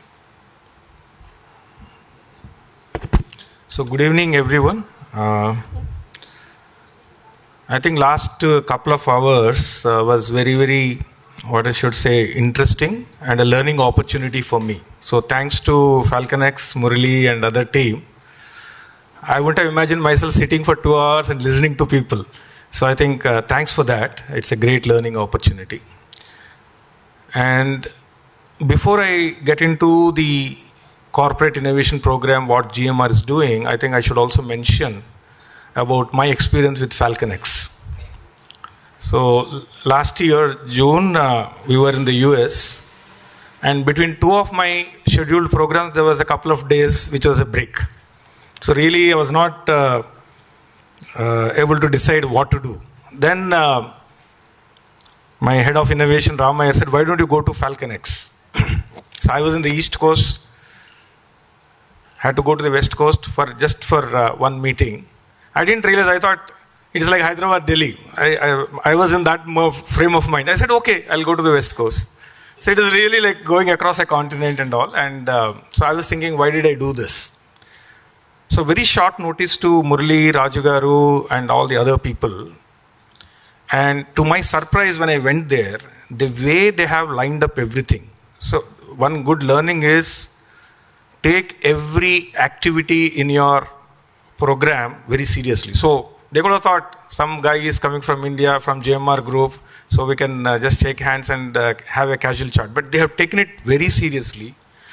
It was like a demo day sort of a thing. Some half a dozen startups were ready for pitching it to us. And when they introduced me to FALCONX, I thought it was like another accelerator like T-Hub, where you bring some startups, you attach them to some corporates and then wash away your hands. That was my impression about all the accelerators, because I've seen T-Hub, I've seen Plug and Play. There is some sort of team members, when they mentioned to me why they started the FALCONX and what are they doing, bringing in these so-called Indian startup entrepreneurs to US and giving them a global perspective and hand-holding their entire journey of entrepreneurship. So I thought at the end of the interaction, I thought they are doing a corporate social responsibility sort of a thing. So it is about mentoring, it is about hand-holding, it is about taking them through the journey of this entrepreneurship. I fully agree with the women panelists. It's very, very difficult. Like, I've been in the IAS for almost 15, 16 years. Another 16 years I am in the corporate. So I see myself as a public-private person. Very easy if you're a salaried employee and take decisions on behalf of the GMR group. But if you are putting your money and you will have to go through the challenges and all, I can understand. Not everyone will be successful. So hats off to all the 3 women panelists here, women entrepreneurs. So the type of the group FALCONX has, each of them with a very focused end objective of seeing through the Indian entrepreneurs to be successful in a global arena. I thought it was a very, very noble cause. They might be making some money on the way. That's a different thing, but that is not the end objective. So that is what I thought FALCONX is different from any other accelerator or an incubator. The second thing was the quality of the startups which they have lined up. Like myself, Rama, were looking for some startups for certain use cases in the Hyderabad airport ecosystem. I'll come to that. But the quality of the startups which they have lined were really, these are the people whom I'm looking for. And within the span of 4 to 5 months, we are already engaging with a couple of them. So that is the sort of quality startups which they have mentored and which they have coached and which they have handheld and enabled them.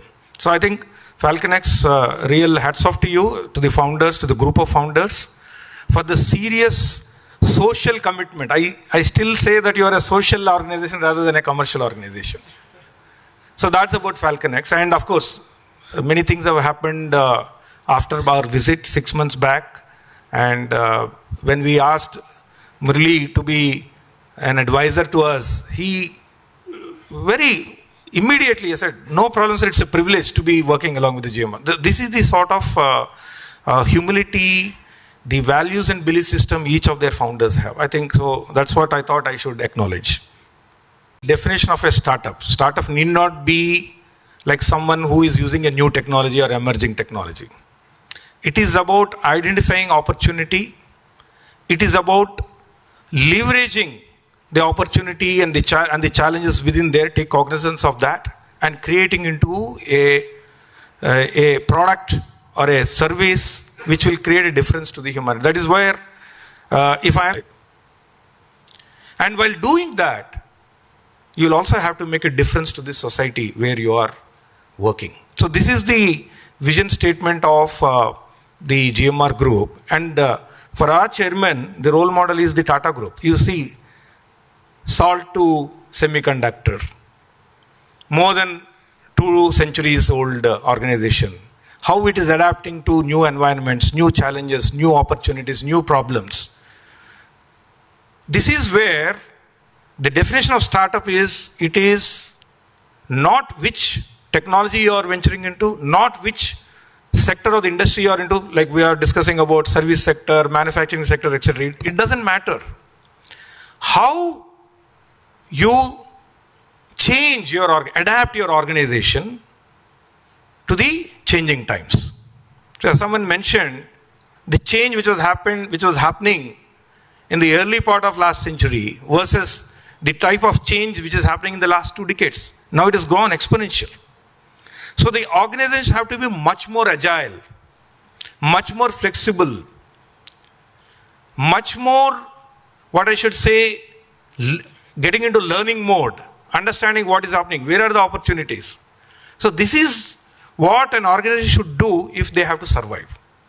But what happens is, as the organizations grow in time, they become bigger. And when you become bigger, the bureaucratic processes start creeping in, right? Like why government we say it takes time to take decisions, it takes time, like she was saying, they gave some 3 acres, but I'm sure you would have had a lot of challenges, a lot of questions and all those things. So how large organizations can do away by becoming bureaucratic as you grow and still show the characteristics of a startup. Like today, most of you, one could be like, okay, startups is a new phenomena. Like when we were studying government job, getting into IAS was the phenomena. Then it went into corporate jobs. Now everyone they don't want to do even corporate jobs. They want to be a startup entrepreneur or a founder. Some could be they think that they will become unicorns over the night, or some without knowing, because every herd mentality. So everyone would like to this thing. But what I'm trying to say is, the basic essence of a startup is how you will be agile, how you will be flexible, how each and every member of that startup owns that organization, and with a single focus of creating success from that startup.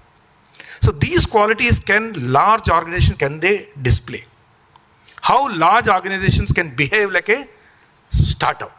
I think because last 2-3 years before, when we thought in GMR, like we should start our own corporate innovation program, literally I was not aware what is this term called corporate innovation. So I had to talk to many people.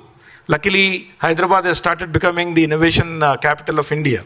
So talk to many people to understand what is this animal called corporate innovation.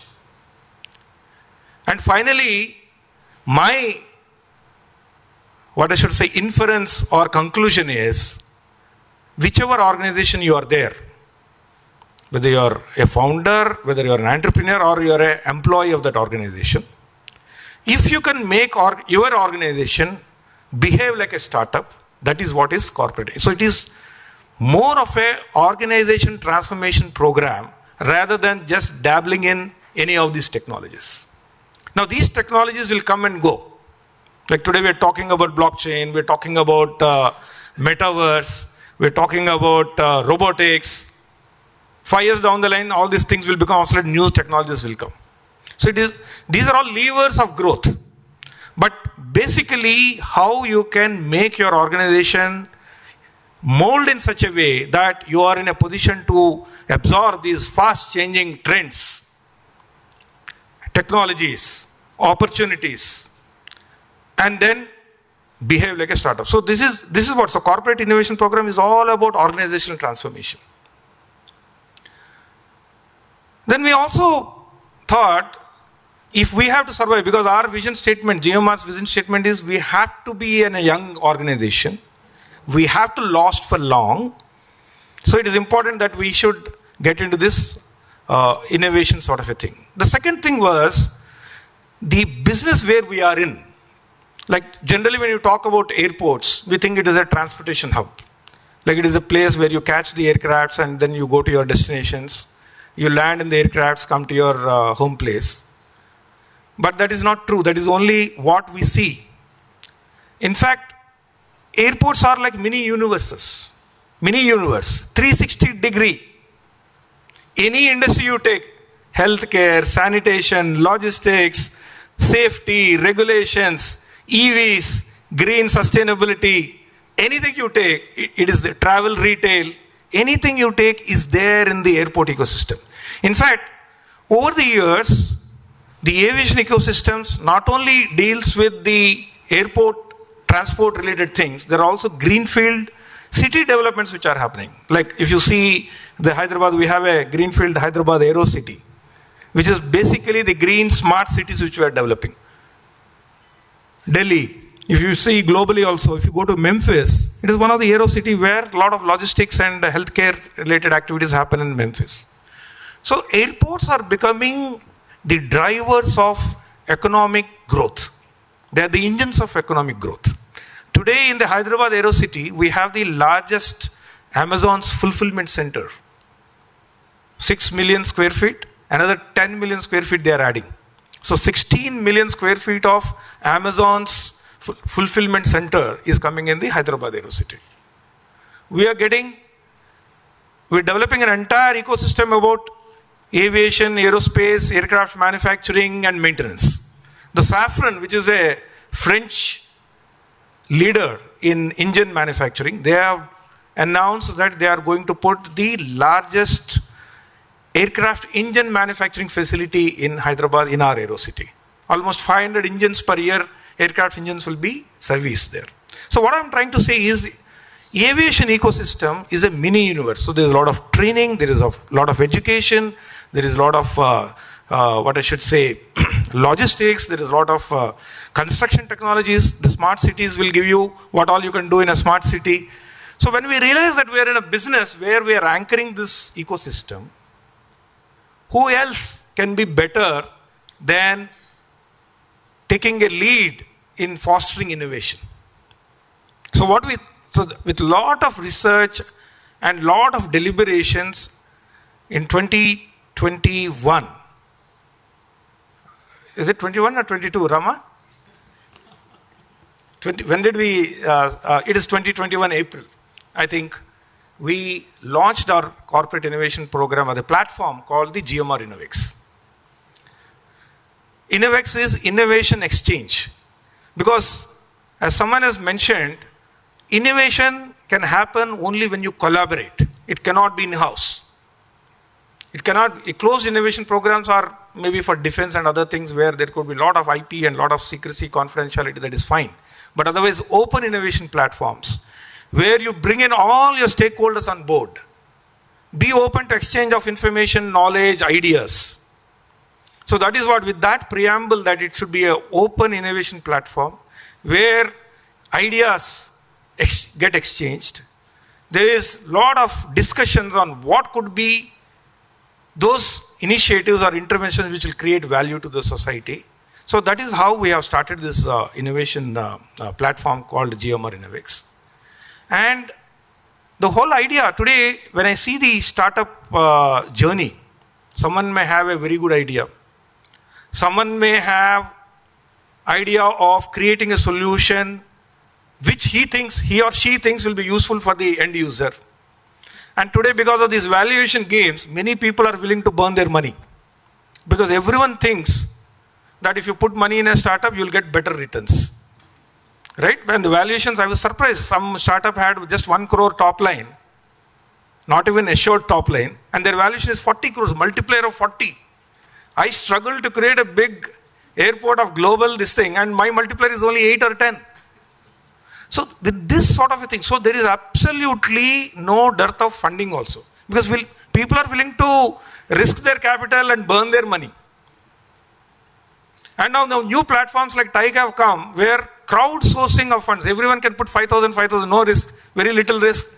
So what is happening to the startups is basically, if you can exhibit that you have a right idea, more than the idea, if you have the right DNA, personality of commitment to what you're doing, funding is also not an issue. But where is the actual issue? If you're saying out of 100 startups, only 10 are getting successful, 90 are failing, where is the real problem? The link between the end user, especially for B2B, you don't know who is your end user. You may know, okay, for example, airports is your end user, but you don't have access to an airport to understand what actually they require. You are assuming certain things. Now, Srinivas can say that is where T-Hub is there. I will bring a corporate partner, I will bring a startup, I will make them do this thing. But what happens is with large corporates, maybe 1 or 2 representatives of the corporate become a member, maybe they're representing your meetings, but they don't reflect the entire corporate. Right? Because that's a big bureaucratic organization. Now this guy who is coming to the accelerator program, he sees some good startup. For him to get a buy-in from all his internal bureaucracy is a big challenge. Similarly with the government. We met a couple of startups who were working with government of Telangana. I will not name the name of the startup. So I said, very interesting. What happened? Sir, after the use case, some POC, no response from them. It was successful, but no response. So it is up to the entrepreneur not to give up. Like someone said, don't give up, don't give up. Sometime, one fine day, you will be successful. This is where we saw that most of these 90% startups which are failing is because of this phenomena called, they don't have buy-in from their end user, so-called end user. So what we thought is, because you showed the diagram where FALCONX is in the center, when Srinivas also showed me T-Hub is in the center, corporates are around that, right? So we used to think, no, Earth is in the center, sun used to go around and all those things. Then we thought, the right way of doing this is, the end user should be in the center. The corporate should be in the center. And then all the stakeholders. Because finally, what is creating value is acceptance of your product, of your service by the corporate. That is the key. You may have notional values. My startup is worth 100 crores, 200 crores, but where is the top line? Where is the revenue? If your idea is only to weave some story and sell it off to some big corporate, then it is fine. But if you have to sustain, if you have to become like a Tesla, you should know who is your end user. Like Amazon if you want to become. So that is where we thought GMR as a group where we are handling so many industry segments. And this is a group where we want to be young, where we want to be ahead of the pack. We said, why shouldn't we take the lead in devising and formulating a corporate innovation program where we are in the center? We use T-Hubs, we use FALCONX, we use startups, we use academic research institutions. We also partner with other corporates and try to create product solutions. So what is happening to a startup which interacts with someone like a GMR? You'll have mentoring. The end user, our business heads will tell them, no, you do this way, then only it will work.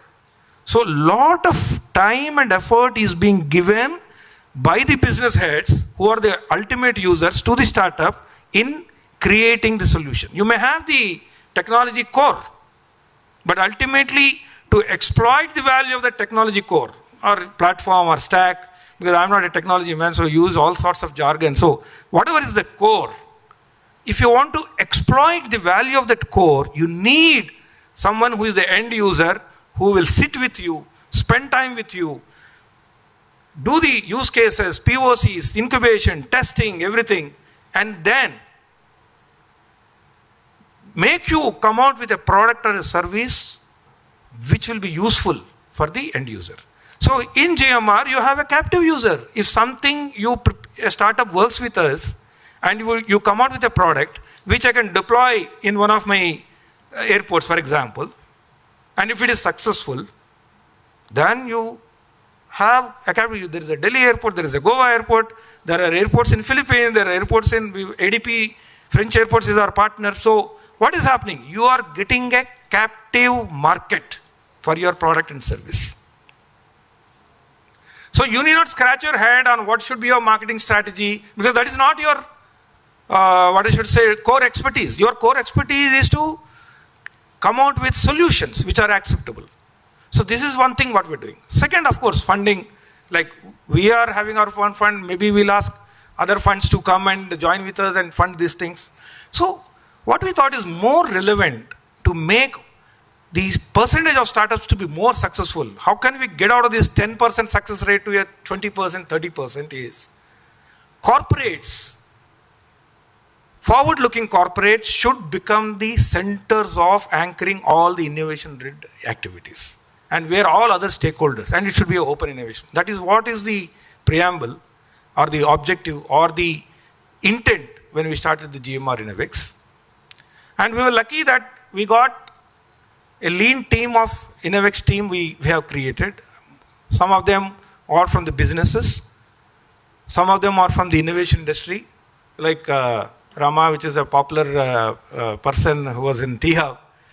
We had to counsel him to join a corporate program, because it's not rosy for someone who is in standard innovation ecosystem to come to a corporate and with all the bureaucratic processes and all those things, develop or devise a new template of how a corporate innovation program should be. I think I should really commend Rama to take up that challenge, because he is becoming an entrepreneur, leaving his thing and coming to a non-typical sort of an organization which wants to do corporate. So this is what we have been doing, and we are doing a lot of research on how corporate innovation programs should be more effective.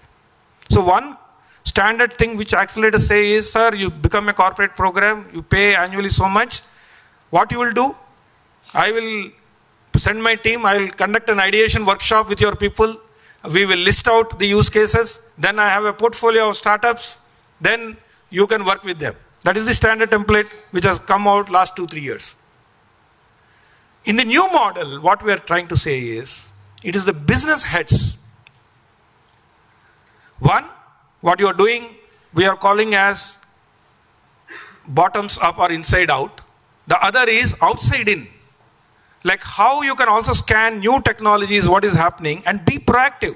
Like today, we started a center of excellence for blockchain. We are going to do a center of excellence for robotics, because we feel that these technologies have a lot of applications, use cases. So we have been doing this inside out, outside in sort of an approach. And in this journey, many people have been, what I should say, hand-holding us, giving their ideas, giving their thoughts.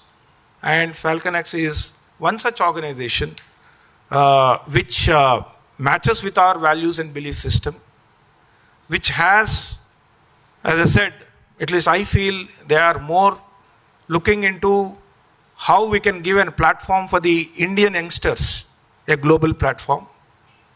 So we thought that like-minded partners.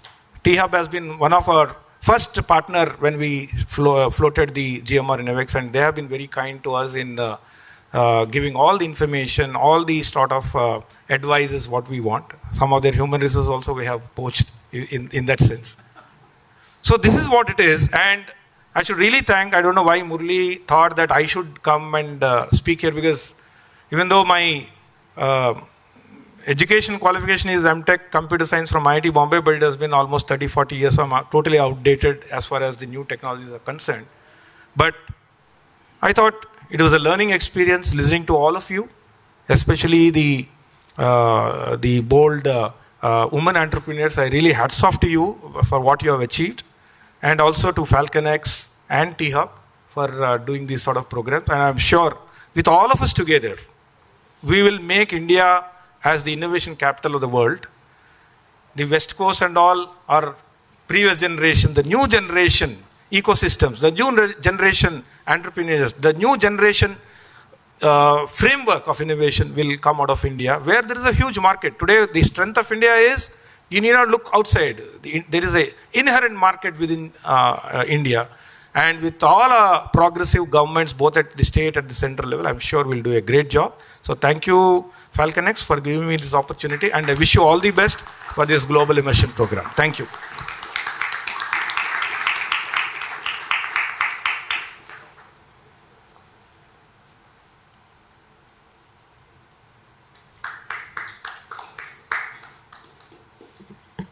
Mr. SGK Kishore, thank you so much for giving us a sneak peek into how GMR is approaching innovation and always being so incredibly supportive of FALCONX.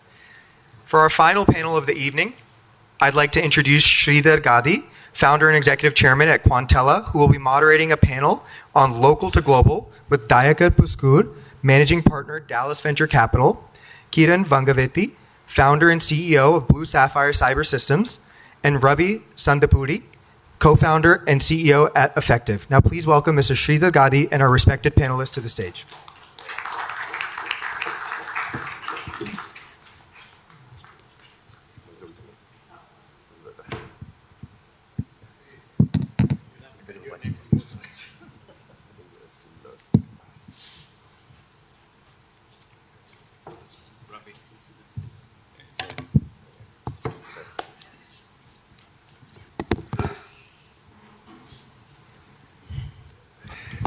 Good afternoon, everyone. Whenever I remember about FALCONX, so live for a bigger purpose, work for a bigger purpose.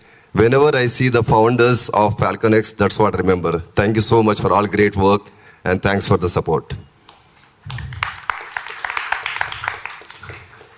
We have great topic because I know that most of them here are running startups, and most of you have aspirations to be successful here, then go global. The topics today is how you start local and go global. So we have eminent panel here. On my right, Dayakar. He runs a venture capitalist firm both in US as well as in India. He can give both the perspective. And I have here Naveen, who runs a very successful cybersecurity firm, recently raised $10 billion. Again, he started his business in US. Now he's looking at India as a big market with the regulations for cybersecurity in India, which is making him to also come to India as a big market. We'll get his perspective. When we are looking at lots of companies going from India to US, what's make him to come here and some of the opportunities. Then I have Ravi, who built successful startup in US and again raised fund recently. And most of you wanted to go to US, his learnings, his success stories. Interestingly, he raised, though it's a US-based company, he raised from a global fund, but fund from India, Axel India. So we'll learn some of his experiences. Before I share, ask them questions, let me share my success story and my learnings as my journey. I run a company called Quantilla.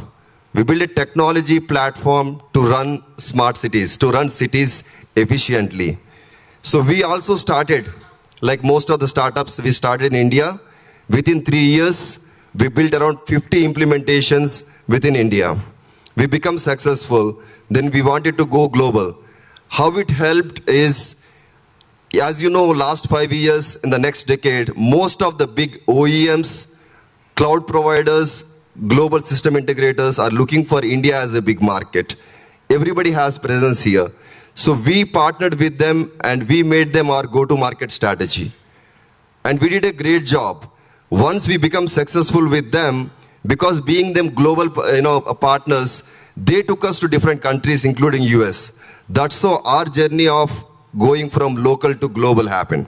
The same way, the same company, OEM who partnered with us, not only took global, they also funded us Series A and Series B.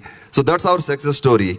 But when it comes to the real execution of going global, we have realized the pricing models are different, go-to-market strategy is different, technology positioning, technology relevance is different. So there's lots of learning when we went from local to global. So I'll start with our eminent panel. I have Dayakar, venture capitalist who runs both India and US. Before even we go to GTM and all, Dayakar, if somebody has aspirations, they are doing some business here, but they have aspirations to go global. In terms of organization structure, so incorporation in US and having a subsidiary here, how do you think the incorporation should happen? Second, what kind of, if I have a global aspirations, do I build a global team? Do I have a co-founder in US and India? So what kind of structure will be the best if somebody want to start here and go global? Wow, that's a loaded question. It's going to take 1 hour for me if I had to answer in detail. But thank you again, especially for T-Hub and FALCONX. Especially the FALCONX team. I know most of them.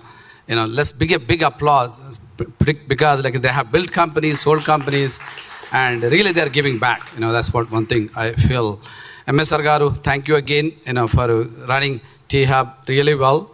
And happy to see right across the street from you. So anytime we can jump into your office. So good thing to see what's happening. I started my first company after working 10 years at Motorola in 2006, and 1996 actually. So 2006 when I exited the company after 10 years. So if you look at when we started, we were the very few product companies in Hyderabad or in India at that time. Most of the companies, as you know, India, we started with the service companies. They have done very well. But now I'm happy to see India is becoming a global product companies in the world. I really see, especially B2B software. So to answer this question, really, it's all depending on, hopefully, Indian government, RBI, what they change the rules also. As you know, most of the companies I have started as a US company, and made Indian companies a subsidiary, 100%. So we never had any issues, even though exited companies, the tax issues and all that. Never had any single issue. But once we invested in some companies, in our fund one, and these are the companies, they are incorporated in the US, but they're operating from India. What we found out, some tax issues, especially if they are Indian citizens, right? So that's where really now, I don't know if you have seen or not, but recently RBI has agreed you can do that one as long as really all your equity in the US company should go through a company here. It cannot, individual Indian citizen cannot own directly equity in the US company. As long as you are really form a company here, put all, make sure founders become a partner of that company owns the US company equity. Even when they exit, basically, Indian government is looking, make sure you pay your taxes, right? When you exit.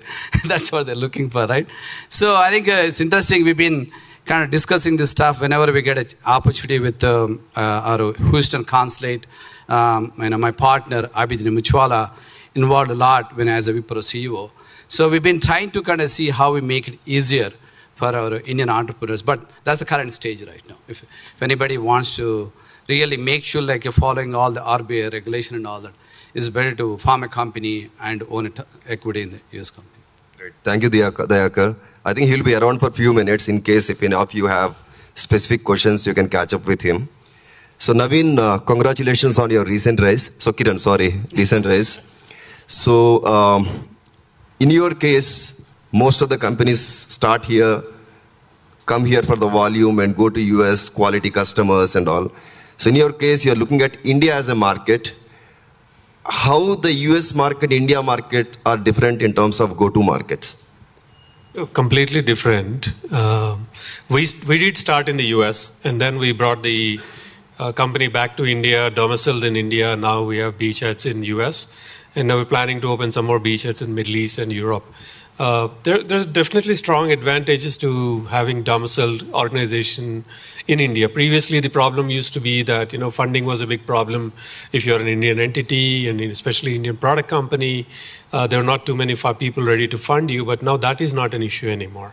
There are plenty of global funds that are here, willing to give you the valuation that usually you look for in the US companies also. So there are definitely great opportunities to domicile here and then go global from here. So because the acceptance of Indian companies as product companies has also increased, right? Thanks to folks like, Zoho and Freshworks, there are a lot of Indian product companies now going global. The Indian market space itself is, we're very clearly seeing the global world is moving towards a recession. Everybody's talking about recession in US, recession in Europe, but the Indian economy is holding pretty strong, going very strong. Our stock market is pretty strong. What used to be a reflection of the US stock market is no longer the case in India also. So we're pretty self-sufficient that way. There is enough market to be had here. And like Dayakar said, like global companies coming to India and establishing their foothold here, that means there is tremendous amount of market. We just have to figure out how to actually tap into that market. It used to be that, India is a very price-sensitive market. No longer, actually.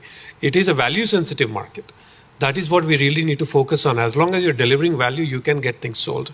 And that's why we're coming back to India. We see that security, especially in the space we are, it may be very different to each of your startups and what you do in specific verticals. But in cybersecurity, for us, we see India as the next big opportunity in the space. Obviously, GTMs in India and US is very, very different. And I've got plenty of mentorship from people like MSR and the others I've always approached where they've told me that, marketing in US is really, really different beast. So now we're focusing heavily in marketing in the US because in the US it is a business to a business versus a business to a client. It's not usually through a distributor-led market. In India, it is totally a distributor-led market, irrespective of where I go, which organization I'm working with. Eventually, I'm routed through a distributor. In the US, we are seeing that everywhere we go, even if we get rerouted, we are getting routed through an MSP. So our beachheads in the US are usually MSPs, and in India, we're working through large-scale distributors like Reddington, Ingram, and so on and so forth. So each market has its own marketing requirements. Be very sensitive about it. And if you have the money to go after marketing, I think your top priority should be putting dollars in marketing and less in your product itself, if I may say so. Thanks, Kiran. So Ravi, recently you raised fund from Axel India. So companies here who build a company here and wanted to go global, how important is to choose right investor, right strategic investor, right mentor, according to your experience? Yeah, no, very important. I think it helped us quite a bit. Actually, just as a quick background, we are a fully remote company, completely distributed, 4 co-founders. 2 of us are here in India, 1 is in London, 1 is in US, and our team is also kind of distributed that way. But we chose to start selling in the US because we felt like an inherent bias in the global market. If a US company trusts you, there is a default trust in other geographical regions. This was our experience from our previous startup as well, so we went that route. And on that note, one thing that helped, and like Dayakar Garu mentioned, there are a lot of US and global funds that have a specific presence in India, and taking that route for investment was a great value add, because we were able to resonate really well with them because we could meet them in person here and things of that sort. But at the same time, we got access to their global presence via their network. So the initial warm introductions and advice on GTM in the US, for example, was very, very valuable. And I think Axel is one example, but there are a bunch of others, including Dayakar Garu's fund. So I think it's a great opportunity for entrepreneurs in India to make use of this global access, right? Like we are literally kind of standing on the shoulders of giants who have done all the hard work for us. So it's so much more easier to build global companies out of here. And I think like organizations like T-Hub is again super, super useful. We are hoping to get access into it, but very competitive to get into T-Hub. But MSR Garu, I'll be behind you. Lot of pressure on MSR. Yeah. Thanks, Ravi. So Dayakar, when any company wanted to go to US from here, so we have seen some people say that I'm going to go to US every few months for a few weeks and try to get the customers and come back. In some cases, they go and set up office. In even some cases, I feel that they also have co-founders sitting in US. That's how they work. What are some of those couple of recommendations when somebody wanted to go global? What's the best thing to do? Sure. I think, 2-3 ways to doing it. I think I have seen the most successful ones. One of the companies we invested, pretty much CEO was in Seattle, and the rest of the team was in Chennai, the CEO and CTO. It worked very well because not, as you mentioned, as Kiran mentioned here, these guys not only build the technology here, but they also got first few customers here, even Tata Communications and all that, right? So a lot of MSPs are here, a lot of global SIs are here. You can go and talk to them, get customers going. So it worked very well when you have a CEO or one of the founders in the US. They don't have to be in the Bay Area. In my opinion, really, I've been telling them, come to Dallas, because we have a lot of Fortune 500 companies, we can get you customers. Matter of fact, actually, we haven't announced one of the companies we just invested. We are moving the CEO to Dallas, right? So now the company, this is what the next level of product innovation maturity you're going to see from India, especially product level revenue growth, right? PLG we call. So this company did not have any salespeople in the US. They're already doing $3.2 million revenue. No salesperson at all. And I kind of call it really, basically 90-90-90. If somebody can, sign up or download your app or whatever it is within 90 seconds, within 90 minutes, they get wow factor, you have next 90 days to close the deal. So I think now India has definitely, learned not only building the product, but how to sell from here. I think so. You don't have to be, in the US, as long as you have a product which really kind of be a PLG. Fantastic. So Kiran, we spoke offline about your success story, your learnings in building and selling in US. Can you give us a couple of insights, people who wanted to start developing and selling for US? I can definitely share my insights, but Dayakar can share more, because he has been part of many more companies than I have. By the way, we just invested in this company, so thank you. So definitely, a lot of us, we really see and look at US and say, hey, we need a salesperson in US to drive the sales in US. Not necessarily the case. There are many service solution integrators and other service providers that work from India catering to the US clients. And you can actually reach out to those customers from that angle. We have tried that and it worked very successfully for us. Actually, we have been one of the most successful people to have tried the solution integrator route. But that said, yes, building presence in US is actually hard. Don't take it easy. The salespeople in US, Dayakar will tell you, very, very hard to find the right person. And Dayakar uses the terminology wolf pack. You really need to find the guy who is head of the pack and then drive that entire sales engine for you. Otherwise, the metrics to measure sales in the US is very, very hard to come by. Thank you, Kiran. So Ravi, this decade, if there is a biggest disruption, is ChatGPT. Every article talks about ChatGPT. In fact, one of the customer asked us, what's your ChatGPT strategy? I said, I know about chat strategy, let me just work on it. Can you talk about what's your ChatGPT strategy if I'm not putting you on fix? I mean, I'd love to get Kiran's take as well. We are in somewhat like a similar domain in the broader cybersecurity space.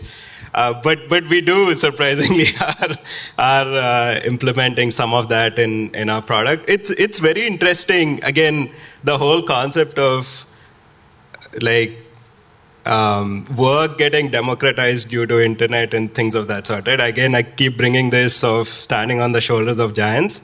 So there are these incredible technologies like ChatGPT and in general the broader neural networks and machine learning stuff that is already open source, and we rely very heavily in our product. So as a quick background, we are a fraud detection software company, so we work with financial institutions and so on to detect fraud.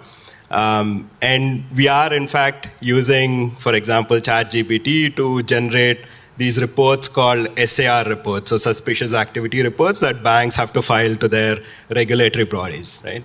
So it makes it so much easier for us to kind of show that immediate 90-second delight factor for our customers where people have to spend 3 to 4 days to fill up these reports, whereas technologies like these generative AI technologies like ChatGPT can help generate those reports by just giving it technologies that are available that we can really build on top of and produce like really, really valuable products. And again, the whole SaaS model, you can be present anywhere in the world and sell to anyone in the world, right? So in fact, though we are selling to completely US companies, literally yesterday I was in Bangalore where it's a B2C financial company where they have 900 employees, 99 are based in India. So there's one co-founder, like you mentioned, in the US. They are 15 million in revenue. So the sale is quote-unquote a US sale, but complete transaction has happened in India, right?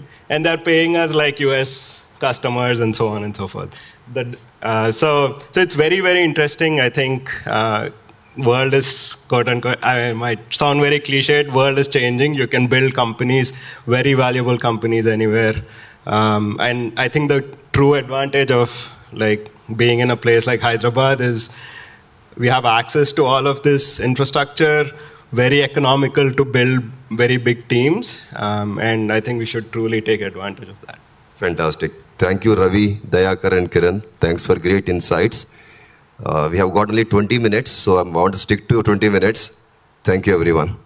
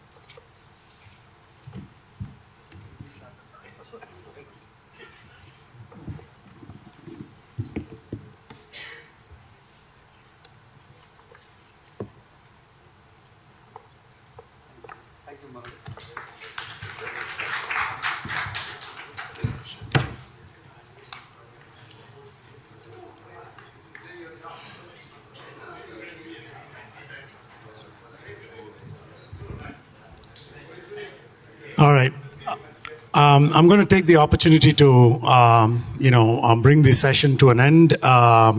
We've had a couple of fantastic keynotes. We've had two wonderful panels. I think in some ways I'm a little confused, is FALCONX relevant or not relevant? So I'll figure that out during the networking session. But I thought I will just ask my colleague BV to do the closing remarks for me. I know I didn't want to put you on the spot, but you're an all-rounder. You do everything very well, so why not?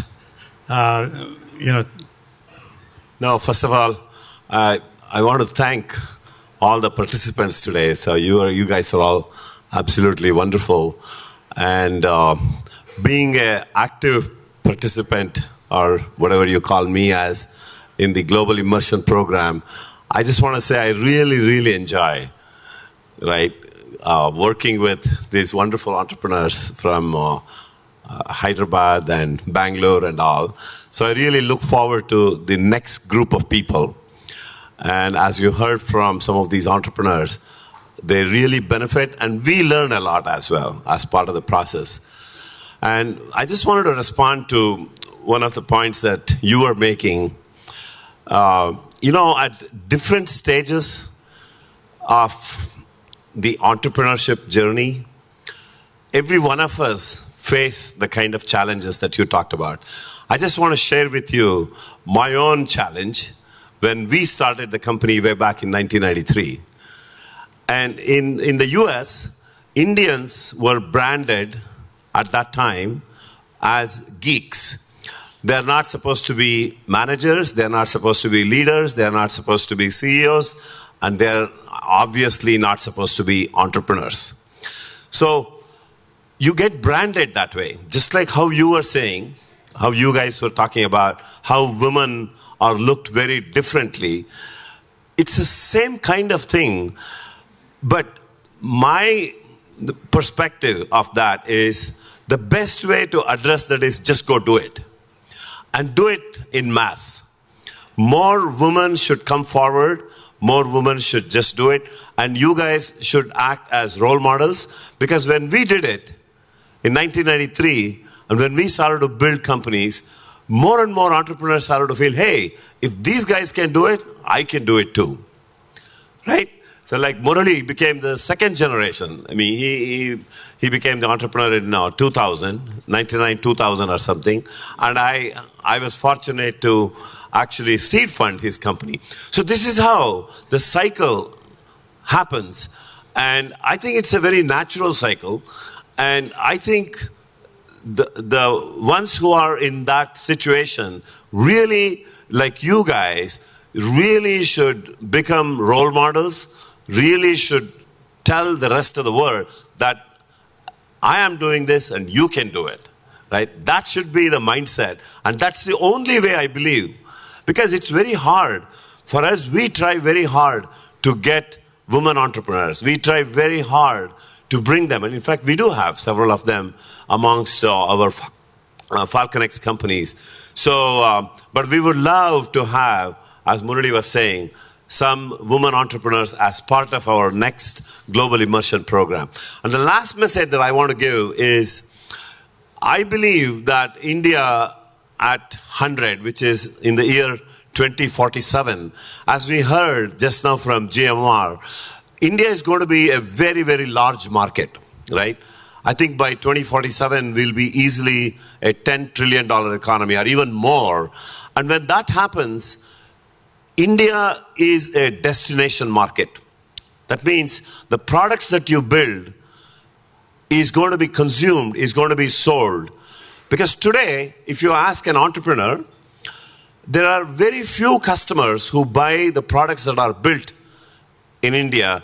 And almost invariably, in order to grow that business, we have to move to the US, because that's the program that we are doing. But I'm betting that in the next 15 to 20 years, I think India by 2047 will have to have at least 1 million entrepreneurs. And I would expect T-Hub, such a phenomenal organization that is grooming so many entrepreneurs, I would like that you should take the challenge to have at least 3 to 5% of that 1 million entrepreneurs to come out of the T-Hub. And we will work with you. We can make that happen, right? I think we can. So that's a 30,000 to 50,000 entrepreneurs. And imagine how the game will be changed when that happens, right? And India itself being a destination market, what will happen is you will sell products, entrepreneurs will sell products in India, make it very successful, grow the business to $50 to $100 million. And just like how today, companies that are built in America, what do? they sell to the local market, and then they start expanding into international markets. The same thing should happen with an Indian entrepreneur building the company to $50 to $100 million revenue in India itself, and then start expanding the sales in United States or Europe or Japan or any other place. And I'm guaranteed that this is absolutely going to happen in the next 15 to 20 years, because we are in a very exciting phase here. Very, very exciting phase. And let's together make that happen. Thank you. Thank you very much, BV. Very inspiring. And MSR Garu, a very special thank you. I know you've been a little under the weather, but you still persisted and stayed on here. And I want to thank every one of you for being here. And looking forward to seeing many of you back in the US as well. We're really excited about having to consider having a presence here. We'll look at that when we get to that crossroads. But congratulations and thank you and good luck to everybody.